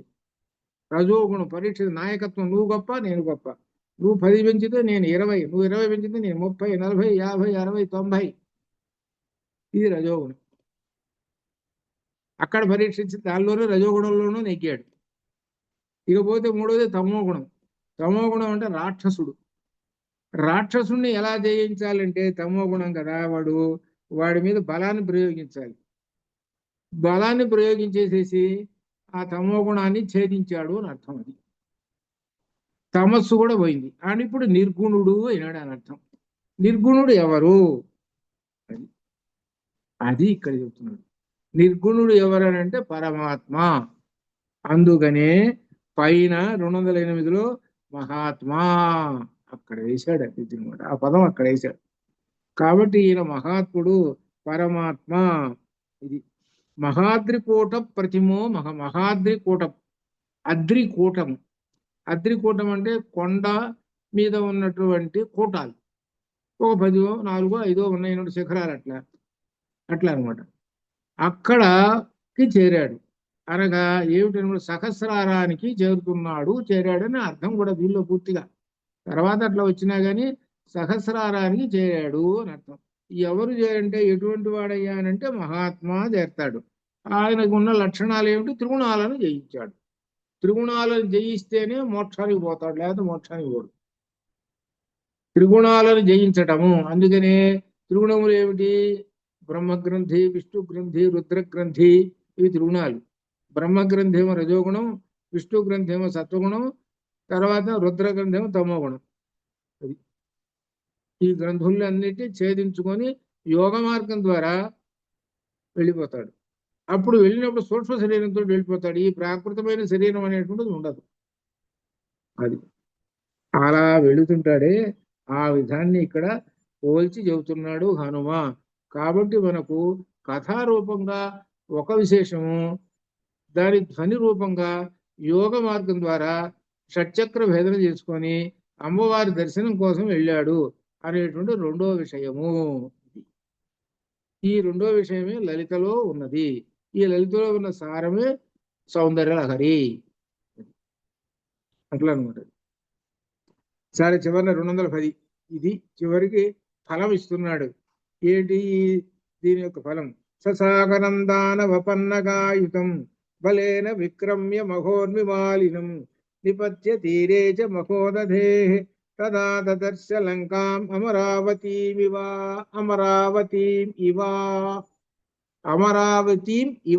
ఇవ అనేది వాచకం, ఉపమాలంకారం. అమరావతి వలె ఉన్నది. ఏది అంటే లంక. ఇంద్రుడు అమరావతి ఎట్లయితే ఉందో, ఎంతటి అందంగా, అంత దూరానికి ఎంతటి బాగా ప్రకాశిస్తూ ఉన్నదో అట్లా ఉంది ఈ లంక అని చెబుతున్నాడు ఈయన. ససాగరం సహ హనుమ సాగరం సముద్రమును, దానవ పన్నగాయుతం ఆ సముద్రం ఎటువంటిది? దానవ పన్నగ. దానవ అంటే రాక్షసులు, పన్నగ అంటే పాములు అని అర్థం. అనగా సముద్రంలో పాములు ఉన్నాయి, రాక్షసులు ఉన్నారు. అసలు ఆ సముద్రం మీద వెళ్ళాలంటేనే భయం అండి. కాబట్టి అటువంటి సముద్రం భయంకరమైన సముద్రము. ఆ భయంకరమైన సముద్రాన్ని బలేన విక్రమ్య, బలేన బలము చేత విక్రమ్య పరాక్రమించి మహోర్మి మాలినం గొప్ప ఊర్ములు తరంగములు కలిగినటువంటి ఆ సముద్రమును దాటి మహోదధే ఆ మహాసముద్రమును తీరే ఆ తీరమునకు చేరాడు దాటి అప్పుడు అప్పుడు లంకాం అమరావతిమివ దదర్శ చివరి క్రియాపదం చివరి దదర్శ చూచెను. ఇక్కడ పైకి కథ ఇది, లోపల అర్థం ఏమిటి అని అంటే సాగరం. ఏమిటి సాగరం అంటే ఈ సంసార సాగరం. ఈ సంసార సాగరంలో ఏముంటాయి అని అంటే దానవ పన్నగాయుతం అనగా అనేకమైనటువంటి రాక్షసులు పాములు అనేకమైన ఈ సంసార సాగరంలో ఉంటాయి. సాగరంలో దిగాడండి, కొంచెం దూరం 4 అడుగులు పోయినాడు. వెంటనే ఒక మొసలు పట్టుకుంది. అబ్బా మొసలు పట్టుకుంది అని ఏం చేశాడు, అయ్యా మొసలు పట్టుకుందండి. ఇక అప్పుడు గుడికి పోయి నమస్కారాలు చేసుకుంటూ అయ్యా మొసలు పట్టుకుంది వదిలించుకోండి, వదిలించుకోవాలి, హే స్వామి, హే వెంకటేశ్వర స్వామి నమస్కారం, కాస్త వదిలించుకోయ్యా, కాస్త నీ గుండు కొట్టించుకుంటాను, కాస్త 10 రూపాయలు వేస్తాను అని ముక్కొని చివరికి ఏం చేస్తాడంటే ఆ మొసలు వదిలించుకుంటాడు. ఆ వదిలించుకున్నాడా, సరే అయిపోయింది. కోరి వదిలించుకున్నాను రా, ఇప్పుడు మళ్ళీ ఏం పడుతుందో, ఇంకా సముద్రం అంత దూరం ఉంది అనుకుంటున్నాడా, పోతున్నాడు ఇంకా 10 అడుగులు. పోయేటప్పటికి ఇంకోసారి తిమింగలం పట్టుకుంది వీడిని. ఈ తిమింగలం పట్టుకుంటే మళ్ళీ అయ్యా ఆంజనేయ స్వామి నేను వస్తున్నానయ్యా పట్టుకున్నానయ్యా మళ్ళీ అని అంటే మళ్ళీ అనుకునేటప్పుడు ఆయన పట్టు ఆ తిమింగలం. ఇప్పటికి అయ్యేటప్పటికి నీ శరీరం నీ వయసు దాటిపోయింది, ఖాళీ అయిపోయినావు. ఇంతే, ఖాళీ అయిపోయినావు. ఇంకా సముద్రం ఎంత దూరం ఉందయ్యా, ఇక చెప్పలేనని యోజనాల దూరం ఉంది, చెప్పలేనంత దూరం ఉంది. నువ్వేం చేస్తున్నావు అనమాట, ఈ 70 సంవత్సరాలు 80 సంవత్సరాలలో ముడిగి ముడిగి ముడిగి చివరికి ఏంటి, ఆ ముసళ్ళు ఆ తిమింగలాల చేత బాధలు పడి చివరికి శరీరాన్ని చాలించావు. చాలించిన వాడు ఏమైనావయ్యా, మళ్ళీ సముద్రంలో వచ్చి పడ్డావు. ఇదే పని నీ పని. ఎప్పుడు సంసార సాగరములో పడి ఈదుటమే నీ పని, రెండో పని అసలు లేదే లేదు అసలు నీకు. ఇదే డ్యూటీ అయిపోయింది ఈ మనిషికి, ఇదే పని. ఆ విషయమే చెబుతున్నాడు ఇక్కడ. కాబట్టి ఆయన ఆ మహోర్మి మాలినం గొప్ప తరంగములు ఉన్నాయి. ఇప్పుడు రెండో అర్థంలో ఏంటి, ఊర్ములు. ఊర్ములు అంటే ఆకలి దప్పిక ఇటువంటివి ఉన్నాయి, షడూర్ములు అనేటువంటివి ఉన్నాయి. చివరిది మరణం అనేటువంటిది 6వ ఊర్మి. ఇది అనమాట. ఇవి మానవుడికి సహజమైనటువంటివి. ఈ ప్రతిసారి పుట్టినప్పుడల్లా వీడు ఆకలి దప్పిక అవి ఇవి మొత్తం చివరికి ఇవి అనుభవిస్తూనే ఉంటుంటాడు. ఎప్పుడు చూసినా పునరపి జననం పునరపి మరణం ఇవే అనుభవిస్తూ ఉండటం. ఇదే సంసార సాగరం. కాబట్టి ఈ సంసార సాగరమును బలేన విక్రమ్య, అది విక్రమ్య పరాక్రమించి, బలము చేత పరాక్రమించి ఆ మహోదధేహ మహాసముద్రమును. ఏమిటి బలేన అంటే అర్థం ఏమిటంటే జ్ఞాన బలము, అది అర్థం. ఈ జ్ఞాన బలము చేత పరాక్రమించి మహోదధేహి ఆ మహోదధి యొక్క మహాసముద్రం యొక్క తీరే ఆ తీరమున నిపత్య అక్కడ పడి అక్కడ చేరి తదా అప్పుడు లంకాం అనగా అమరావతి. ఇక్కడేమో అర్థం ఏమిటే అమరావతి అని అర్థం వస్తుంది. ఇక్కడేంటి అమరా, అక్కడుంది ఉన్నది. అమరాన్ని చూశాడు అంటే మరణము లేనటువంటి పదమును చూశాడు. ఏమిటి పదం, మరణము లేనటువంటి పదము ఏమిటి, స్థానము, పరమ పదము, అది బ్రహ్మ పదము.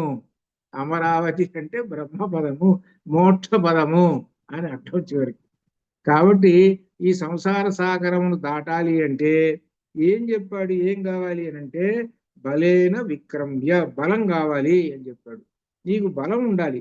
ఈ బలం అనేటప్పుడు ఏమిటి, మనోబలము, బుద్ధి బలము, జ్ఞాన బలము, ధైర్య బలము, ఇవి ఇన్ని అనమాట. ఇది బలాలు. ఈ బలాలు ఉంటే నీవు చివరికి పరమ పదాన్ని చేరతావు, లేదా ఈ సంసార సాగరంలో కూడా కొట్టుకుంటుంటావు నువ్వు. గద్దే అని లోపల అర్థం. పైకి అర్థం ఏమిటంటే హనుమ ఈయన ఆ సాగరాన్ని దాటి భయంకరమైన సముద్రాన్ని దాటి చివరికి ఆ లంకలోకి చేరాడు. ఆ లంక అమరావతి పట్టణం వలె ఉన్నది అని పైకి కథ. లోపల అర్థం యోగపరంగా ఒక యోగ సాధకుడు చివరికి పరమపదమును చేరే విధానము. పరమపదము చేరాడు ఒక యోగ సాధకుడు. అది ఇంతటితోటి ఈ ప్రథమ సర్గని పూర్తి చేశాడు. దీనిలో ఇది చెప్పుకోవాలంటే షట్చక్ర భేదన. ఆ షట్చక్ర భేదంలోనే త్రిగుణములను జయించటము. ఆ దానిలోనే ఏమిటి త్రిగుణాలను బ్రహ్మగ్రంథి, విష్ణుగ్రంథి, రుద్రగ్రంథి మనకు దీనిలో లలితలో వచ్చేసినాయి ఇట్లా అనమాట. కాబట్టి వీటన్నిటిని చేయటం రెండు ప్యారలల్ గా నడుస్తుంటాయి. ఒకటి కథాభాగము, రెండోది యోగపరంగా పరమాత్మను లేక పరమేశ్వరిని దర్శించటము. రెండు విశేషాలు ఈ మొదటి సర్గల్లో చెప్పాడు. అనగా అర్థం ఏమిటి? 68 సర్గల యొక్క తాత్పర్యం అంతా 68 సర్గలు ఎందుకు చెప్పాడు అని అంటే చివరికి అమ్మవారి దర్శనం చేసుకోవటం అండి అని చెప్పాడు కదా. అమ్మవారి దర్శనం చేసుకోవటం అంటే అర్థము లలితా పరమేశ్వరిని దర్శనం చేసుకోవటము. ఆ దర్శనం చేసుకున్నటువంటి వాడు ఓ మహాత్మ, గొప్పవాడు, అమ్మవారి యొక్క అనుగ్రహం పొందినటువంటి వాడు అని చివరికి కథ చెప్పాడు. ఆ మొత్తం కథ మొత్తాన్ని సంక్షిప్తంగా మొదటి సర్కలో చెప్పేశాడు. అందుకని మొదటి సర్కని సకల శుభములు అన్నింటికి కూడా పనికి వస్తుంది, పారాయణ చేసుకోవచ్చు అని మొట్టమొదటి చెప్పారు. అంటే కొంతమంది ఉంటారు, అయ్యా 68 సర్కలు పూర్తి చేయాలంటే పారాయణకి పొద్దున 7ంటికి కూర్చుంటే రాత్రి 7 అవుతుంది. ఒకళ్ళు చేయలేరు, ఒక 15 మంది కావాలి. అది ఎట్లా చేయాలో ఏమిటో సంగతి తర్వాత వచ్చినప్పుడు వివరం అప్పుడు చెప్పుకోవచ్చు. కాబట్టి ఒక్కడినయ్యా నేనేం చేస్తాను అని అంటే ఇది మొదటి సరిగ్గా 210 శ్లోకాలను నువ్వు పారాయణ చేయడానికి ఒక 40 నిమిషాలు పడుతుంది. 40 గంట వేసుకో, గంట. దీనికి ముందుగా ఇంకా ఉన్నాయి, అవన్నీ కలుపుకుంటే అన్ని కలుపుకుంటే 2 గంటలు పడుతుంది. నీకు ఒక్కడికే 2 గంటలు. ఏది సరిగ్గా పారాయణ చేసేటువంటి వాళ్ళకి మొదటి సరిగ్గాకే 2 గంటలు పడుతుంది అది.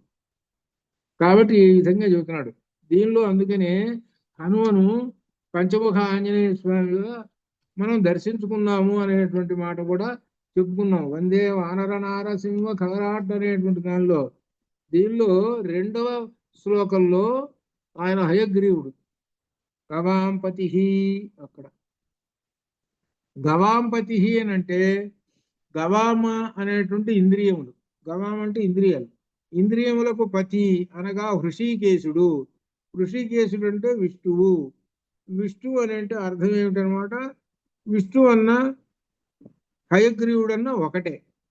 హయగ్రీవుడన్నా విష్ణువు అన్నా ఒకటే. ఈయన హయగ్రీవ రూపము ఇక్కడ. అందుకనే సముదగ్ర శిరో గ్రీవ, గ్రీవ అనే మాట కూడా వేశాడు. గ్రీవము అంటే కంఠం. హయగ్రీవము యొక్క హయ గ్రీవం. హయ అంటే గుర్రం, గ్రీవం అంటే కంఠం. అది అనమాట. ఈయన మొట్టమొదటి 2వ శ్లోకంలో హయగ్రీవ అవతారము ఒకటి చూపిస్తున్నాడు. ఈ హయగ్రీవ శిరస్సు ఎట్లా ఉంటుందంటే 4 శిరస్సులు 4 దిక్కులు ఉంటాయి. మరి ఈ శిరస్సు ఎలా ఉంటుందంటే పైకి చూస్తూ ఉంటుంది. మనకు ఆలయాల్లో అట్లా కనపడుతున్నాయో లేవో కానీ నేను ఒక్క చోట మాత్రం చూసా, అట్లా పైకి చూస్తుంటుంది శిరస్సు. అదేంటి? హయగ్రీవ శిరస్సు. అది ఉజ్జయినిలో చూశాను. ఉజ్జయినిలో అక్కడ పంచముఖ ఆంజనేయ స్వామి గుడి ఉంది, అక్కడ కనపడదు నాకు. మరి ఇంకెక్కడన్నా ఉందో లేదో అట్లా. మరి అందరూ కూడా 5 ముఖాలతో చుట్టూ పెట్టారో ఏమో మరి. కానీ అలా చుట్టూ అట్లా పెట్టడం అనేటువంటిది అసందర్భం. పైన చూస్తూ ఉండాలి. 4 ముఖాలు 4 దిక్కులు ఉండాలి, అట్లా అనమాట. పైన ఉండాలన్నమాట హయగ్రీవ యొక్క రూపం. అది ఉప్పల్లో ఒకటి ఉంది అలా గుడి. ఉప్పల్లో ఉండేది అట్లా ఉన్నదా? నేను ఉప్పల్లో ఉంటే మన మేము సర్వం హిమాచల్ పట్టేస్తారు. ప్రదేశ్ వెళ్ళినప్పుడు చూసాం గురువు గారు. అక్కడ కూడా ఉన్నదా? హిమాచల్ ప్రదేశ్ వెళ్ళినప్పుడు ఆ టెంపుల్ పేరు గుర్తు రావట్లేదు, చూస్తాను. అక్కడ ఆ ముందు వైపు వెనక ప్రదర్శనం చేసినప్పుడు ఒక హోల్ లోంచి ఆ బ్యాక్ సైడ్ ఉండే మొహం కనపడుతుంది. బాగా చూసాం. అదే 4 ముఖాలు 4 దిక్కులు పైన చూస్తూ ఉంటుంది. పైకి ఉన్నది, ఆకాశం వైపు చూస్తుంటుంది ఆ ముఖం. ఆకాశం వైపు చూసాం. అది చూసాం. అట్లా అది హయగ్రీవ రూపం అనమాట. అదనమాట. అట్లా అనమాట అది. అలానే ఇక్కడ 4లో కూడా ప్రవృద్ధైవ కేసరి. కేసరి అంటే సింహం, సింహరూపం. ఈ సింహరూపం కూడా 1-2 చోట్ల కూడా చూపించాడు ఇది. అట్లా సింహరూపం అనమాట ఇట్లా. అలానే ఇక తర్వాత గరుత్మంతుడి రూపం మాత్రము ఒక 3-4 చోట్ల వస్తుంటుంది. గరుత్మంతుడి యొక్క రూపం, గరుత్మంతుడుగా భావించుకున్నాడు తాను అనేటువంటి విషయం కూడా మనకి దీనిలో గరుత్మంతుడు కూడా దీనిలో వస్తుంది. 2-3-4 చోట్ల వస్తుంది గరుత్మంతుడి రూపం అనమాట. అనగా ఆయన గరుత్మంతుడి యొక్క రూపం. దీనిలో ఏ శ్లోకం అంటే దీనిలో 2-3 శ్లోకాలు ఉన్నాయి. ఏమిటంటే దీనిలో ఇదిగో 13లో 34లో ఉంది, చెప్పాను గురుగారు. 13లో 34లో ఒకటి ఉంది. హ్రియమాణో మగరుడేనేవ హ్రియమాణో మఘోరగ. గరుత్మంతుని మాదిరిగా ఇట్లా అట్లా అన్నమాట. తర్వాత వరాహమేమో దంష్ట్రా ఒక చోట వస్తుంది, శుక్ల దంష్ట్రో ఒక చోట వచ్చింది. అక్కడ మీకు ఉన్న గుర్తు కూడా గుర్తు చెప్పారనమాట. ఆ శ్లోకం నెంబరు ఆయన పైన వెళుతుంటుంటే, ఆకాశంలో వెళుతుంటుంటే ఆయన యొక్క దంష్ట్ర అటు ఒక కూర ఇటు ఒక కూర తెల్లగా ప్రకాశిస్తూ కనబడుతూ 63 గురుగారు. 63. 63లో 63లో అక్కడ దంష్ట్ర అనేటువంటిది ఎక్కడ వస్తుందంటే వరాహానికి వస్తుంది. లాంగూల చక్రేణ మఖాన్ శుక్ల దంష్ట్రో అనిలాత్మజ అక్కడ వస్తుంది. 63లో వరాహ రూపం కాబట్టి వానర రూపమేమో సహజమైనటువంటి రూపం, వానర రూపం కాబట్టి 5. కాబట్టి పంచముఖ ఆంజనేయ స్వామి వారు మనకు మొదటి సర్గలోనే కనపడుతున్నాడు. ఇట్లా మనం అన్వేషణ చేసుకోవాలి. అట్లా అనమాట. సుందరకాండని అట్లా అన్వేషణ చేసుకోవాలి. అందుకనే సుందరకాండ రామాయణం నుంచి పక్కకు వచ్చింది. కొంతమంది కూడా పాపం వాళ్ళ చాలా తెలియనటువంటి వాళ్ళు రామాయణం వేరు సుందరకాండ వేరు అనేటువంటి వాళ్ళు ఉన్నారు. అదొక పుస్తకం, ఇదొక పుస్తకం, ఈ పుస్తకం వేరు, ఈ పుస్తకం సుందరకాండ అంతా ఆంజనేయ స్వామి, రామాయణం అంతా రాముడు అనేటువంటి వాళ్ళు ఉంటారు పాపం తెలియక. కానీ రామాయణంలో ఉన్న 5వ భాగం అనే సంగతి వాళ్ళకి తెలియదు. అటువంటి వాళ్ళు ఉన్నారు. ఎందుకంటే సుందరకాండ అంతా కూడా మిగిలిన కథాభాగానికి దీనికి చాలా విలక్షణంగా ఉంటుంది. మనం ఇప్పటిదాకా కిష్కింధకాండ దాకా రామాయణంలో చెప్పుకుంటూ రామచంద్రమూర్తి చెప్పుకుంటూ వస్తున్నామా? ఎక్కడన్నా రాముడు వచ్చాడని చూడండి. దీనిలో రాముడు ఎక్కడా రాడు. కానీ ఇక్కడ రాముడు ఏ విధంగా ఉంటాడనంటే కనపడకుండా ఒక పరమాత్మ ఒక రూపాన్ని ఆయన ఉంటాడు. ఆ పరమాత్మ రూపాన్ని ధ్యానం చేయటం సుందరకాండలో ఉంది. అది సుందరకాండలో ఉన్నది ఏంటంటే రామచంద్రమూర్తి ఆయన ఎక్కడా కనపడడు. కానీ రామచంద్రమూర్తిని స్మరించటమే ఇందులో సుందరకాండలో ఉన్నటువంటి గొప్ప. ఆంజనేయ స్వామి స్మరించడం అంతకన్నా ఎక్కువ సీతాదేవి. అది ఇందులో ఉండేటువంటిది గొప్ప విశేషమైనది. అనగా రాముణ్ణి ఆలయంలో ఒక దేవతా విగ్రహంగా పెట్టినట్టుగా పెట్టేశారు. కథంతా వీళ్ళు నడిపేశారు. ఇది ఆంజనేయ స్వామి నడిపేసేసాడు. మొత్తం భుజాన వేసుకున్నాడు. మొత్తం నేను చూసుకుంటానాయా, నువ్వు హాయిగా కూర్చో ఆ ఊళ్ళో శుభ్రంగా, నేను చూసుకుంటానులే అని అన్నాడు. అదే అన్నమాట. అట్లా ఈ విధంగా మనకి మొదటి సర్గ పూర్తయింది. ఇందులో ఒక విశేషం ఏమిటంటే 39వ పేజీలో కూడా ఒక 40 పదాలు వచ్చినాయి హనుమకి. ఈ 40 పదాలు ఏరి దీనిలో పెట్టారనమాట. మీకు అక్కడ పేజీ కూడా చూస్తూ ఉంటారు. మహాబలః, కపివరః, మారుతాత్మజః, వానరర్షభః, వీర్యవాన్, కపికుంజరః, వానరశ్రేష్ఠః, వానరః, మహాకపిః, వాయుపుత్రః, అనిలాత్మజః, శుక్లదంష్ట్రః, మహాప్రాజ్ఞః, వానరసింహః, కపిః, మహావేగః, కపిశార్దూలః, మహాతేజః, మహాకాయః, వానరోత్తమః, హనుమతః, వానరేంద్రః, భీమకర్మః, ప్లవగేంద్రః, హరిశార్దూలః, హరిశ్రేష్ఠః, కపిముఖ్యః, పర్వతోత్తమః, కపిసత్తమః, హరిపుంగవః, వాయుసూనుః, శ్రీమాన్ పింగాక్షః, సుబుద్ధిమాన్, మహాజవః, మారుతి మేధావి కపి ప్రవర శాఖామృగ శ్రేష్ఠ హనుమాన్. ఇవన్నీ ఆ చదువుతుంటుంటే ఆ ఆంజనేయ స్వామి గారు ఎవరో నన్ను గురించి చెప్పుకుంటున్నారా వీళ్ళు, నేను వాళ్ళని అనుగ్రహించాలి, ముందు వెళ్ళిపోతున్నాను అక్కడికి, గంధమాదల పర్వతాల నుంచి బరాబరా పరిగెత్తుకుంటే వచ్చేసేస్తుంటాడు ఆయన. నిన్న అనుకోకుండా ఒక విశేషం, చర్మ వచ్చాడు. చర్మ వచ్చిన తర్వాత ఊరికే చేతులు కాదు, నేను ఊహించాల చర్మ వస్తున్న సంగతి నాకు తెలుసు. ఆ సంగతి అరటిపండ్లు కొట్టుకొచ్చాడు. ఇప్పుడు మీకు ఇంకా అర్థమైందా? ఇప్పుడు ఆంజనేయ స్వామిని గురించి చెప్పుకుంటున్నామనంటే ప్రసాదం అక్కడ 2 అరటిపండ్లన్నా పెట్టాలి. ఎందుకనంటే ఆయనకి అరటిపండ్లు అంటే మహా ఇష్టం. అది ఇప్పుడు ఆయన ఉత్త చేతులతో రావచ్చు, పోనీ వచ్చాడు, పోనీ పండ్లు తెచ్చాడు అనుకో, ఏ గ్రేప్స్ లేకపోతే యాపిల్ కాయలు ఏవో ఒట్టు రావచ్చు, కానీ ఒట్టు రాదా, అరటిపండ్లు పట్టుకొచ్చాడు. నేను అప్పుడు అన్నాను అనమాట, ఆంజనేయ స్వామి వస్తాడయ్యా, ఆంజనేయ స్వామి ఎక్కడ సుందరకాండ ఉంటే అక్కడ పరిగెత్తుకుంటూ వస్తుంటాడు ఆయన అని. అందుకని ఎదురు మొట్టమొదటిలో చెప్పారు, మీరు ఒక 2 అరటిపండ్లు సుందరకాండ తిరిగినంత కాలం 2 అరటిపండ్లు దేవుడి దగ్గర పెట్టండి. సరే వింటూ అంతా అయిపోయిన తర్వాత 2 అరటిపండ్లు ప్రసాదంగా ఇంట్లో 4 5 ఎవరో తీసుకుంటారు. జనరల్గా 2 అని చెప్పాను, అది మీ ఇష్టం, తర్వాత ఎంతైనా సరే. అలా చేస్తే ఆంజనేయ స్వామి వారికి అంతటి మీరు భక్తి పొరులవుతారు అని మొట్టమొదటిలో చెప్పాను. ఆ పని చేయండి అని.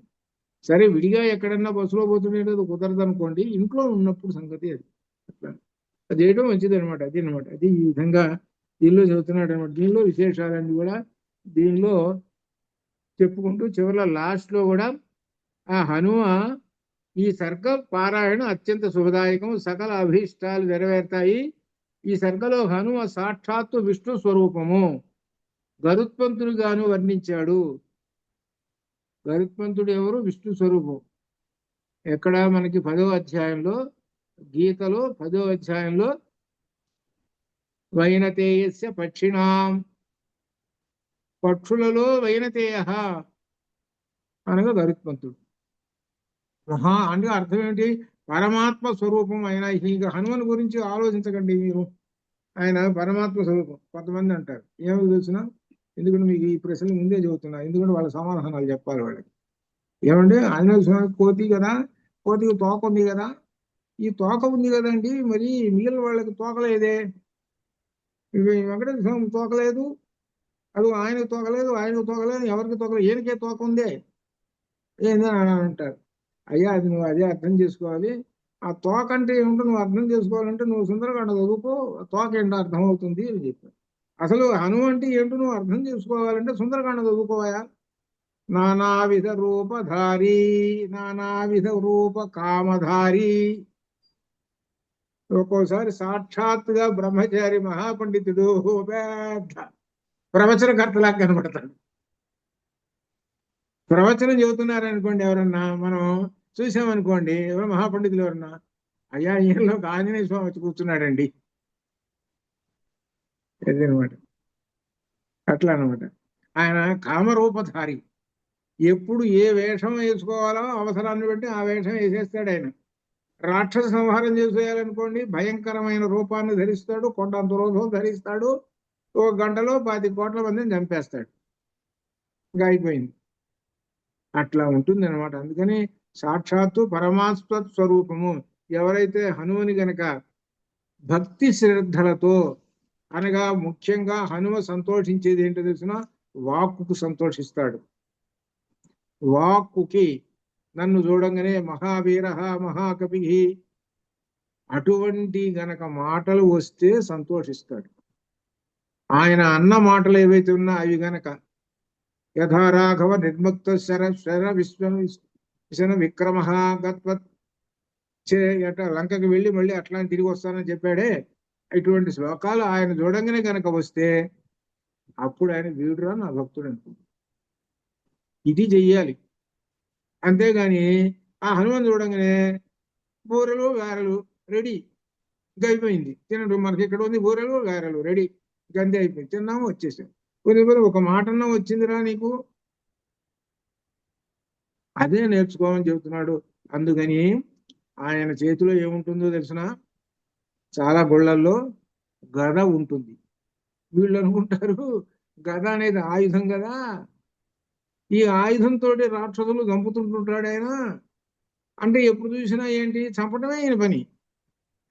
ఎవరికో ఇదివరకు అన్నట్ట, ఎవరు ఇతర దేశస్తులు, పాశ్చాత్యులు, అయ్యా మీ దేవుళ్ళ చేతుల్లో ఆయుధాలు ఉంటాయి, గద బాణాలు అవి ఇవి అంటే అర్థం ఏంటి, చంపండి అని అర్థం, హింస చేయండి అనే కదా అర్థం మీ దేవుళ్ళు చెప్పేది అని అంటారు. ఊరు నాయన అది కాదురా అర్థము, వాటి అర్థాలు వేరున్నాయిరా. ఆయుధాలు ఏంటో తెలిసిన, మన శరీరంలో 6 ఉన్నారా శత్రువులు, రాక్షసులు ఉన్నారు, కామ క్రోధ లోభ మోహ మద మాత్సర్యులు ఉన్నారు, వాళ్ళని చంపుతుంటుంటారా. ఆయన్ని పట్టుకుంటే వాళ్ళని చంపుతాడు, చంపంగానే నీ యొక్క స్వస్వరూపం ఏంటో తెలుస్తుందిరా, అదిరా దీనిలో ఉన్న అర్థము. ఒక్కొక్క దానికి ఒక్కొక్క అర్థం ఉంది. చక్రానికి ఈ అర్థం ఉంది, కత్తికి ఈ అర్థం ఉంది, గదకి ఈ అర్థం ఉంది. ఆయన ఎప్పుడు చూసినా కానీ ఆంజనేయ స్వామి చేతిలో గదే ఉంటుంది చూడండి, ఒక్కడుగా ఉన్నప్పుడు గదే. ఆ గద అంటే అర్థం ఏంటి, గద అనేటువంటిది ఆయుధం అని చెప్పుకుంటారు. కానీ గద అనేటువంటిది క్రియాపదము. ఈ క్రియాపదంలో ఏం క్రియాపదం అంటే దీనిలో ఆజ్ఞార్థకమైనటువంటి క్రియాపదం. ఇది ఎక్కడ వస్తుందని అంటే సంస్కృత గ్రామరు చదువుకున్నప్పుడు అక్కడ వస్తుంది. ఏంటి అనమాట, దీనిలో జగాద జగతు జగదుహు జగదగ జగద అనేటువంటి దానిలో అక్కడ వస్తుంది అనమాట. జగాద పలికెను ఈ క్రియాపదం. అక్కడ దానిలో అక్కడ వరుసగా వచ్చే విధిలింగులో గద అని వస్తుంది, అనగా మాట్లాడుము అని అర్థం, పలుకుము అని అర్థం. గద అంటే అది అర్థం.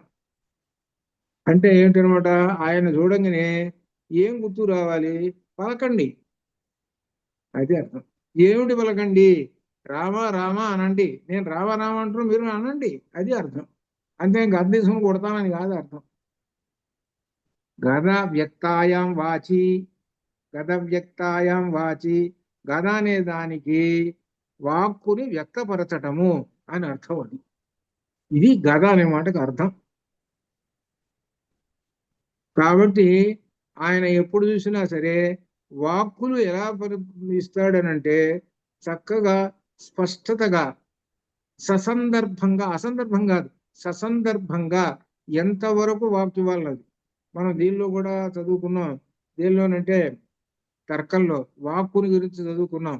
ఆ వాక్కుని గురించి, వాక్కు ఎట్లా ఉండాలి, యోగ్యత, ఆకాంక్ష, సన్నిధి అని ఈ విధంగా 3 లక్షణాలు ఉన్నాయి. ఆ లక్షణాల దగ్గరగా వాక్యం ఉండాలి. అలా వాక్యం మాట్లాడేవాడు కాబట్టి ఆ వాల్మీకి మహర్షి ఆంజనేయ స్వామికి 2 సర్టిఫికెట్లు ఇచ్చాడు. అసలు సర్టిఫికెట్లు అవే, మన యూనివర్సిటీ సర్టిఫికెట్లు ఎందుకు పనికిరావు. ఏమిటో తెలుసిన, వాక్య విశారద ఒక సర్టిఫికెట్, వాక్య కోవిద ఇంకో సర్టిఫికెట్. అందుకని ఆంజనేయ స్వామి వారిని చూడంగానే, గద చూడంగానే వాక్య కోవిద వాక్య విశారద, హే హనుమా నీకు నమస్కారం అంటే చాలా ఆయన పొంగిపోతాడు. అట్లా అనమాట. అందుకని ఆయన చూసి నేర్చుకోవాల్సింది ఎలా మాట్లాడాలో నేర్చుకోండి అని మనకు కిష్కింధ కాండలోనే చెప్పాడు. ఇప్పుడు కూడా అలా చెబుతున్నాడు. ఎక్కడ సంక్షిప్తంగా చెప్పాలో అక్కడ సంక్షిప్తంగా, సొరసతోటి సంక్షిప్తంగా చెప్పేశాడు రామాయణం. 2 శ్లోకాల్లో చెప్పేశాడు. 2 శ్లోకాల్లో సంక్షిప్తంగా రామాయణం చెప్పేశాడు. అంతే. దాశరథి నామ ప్రవిష్టో దండకావనం 2 శ్లోకాలతో అయిపోయింది, మొత్తం చరిత్ర అంతా చెప్పేసేసాడు. అలా నేర్చుకోండి అని చెబుతున్నారు. కాబట్టి ప్రతి శ్లోకం చదివేటువంటి వాళ్ళు దానిలో ఉన్న విశేషం 2 అర్థాలుగా ఉంటుంది. తెలుసుకొని చదువుతూ నెమ్మదిగానే చదువుకుంటూ చేసుకుంటే చాలు, ఆ హనువు సంతోషిస్తాడనమాట. అది గొప్ప విశేషమైన. అందువల్ల శుభం భవతు. తర్వాత రేపు 2వ సర్గలోకి ప్రవేశిస్తుంటాము. ప్రవేశించిన తర్వాత ఆ లంకిణిని జయించటం అనేటువంటిది కూడా ఉన్నది దీనిలో. ఈ క్రమక్రమంగా విశేషంగా అలంకార ప్రయుక్తంగా దీనిలో వస్తుంది. అంతవరకు శుభం భూయాత్తు. ఓం పూర్ణమద పూర్ణమిదం పూర్ణాత్ పూర్ణముదచ్యతే పూర్ణస్య పూర్ణమాదాయ పూర్ణమేవావశిష్యతే. సోమా సద్గమయ తమసోమా జ్యోతిర్గమయ మృత్యోర్మా అమృతంగమయ ఓం శాంతి శాంతి శాంతి. శుభం భూయాతు.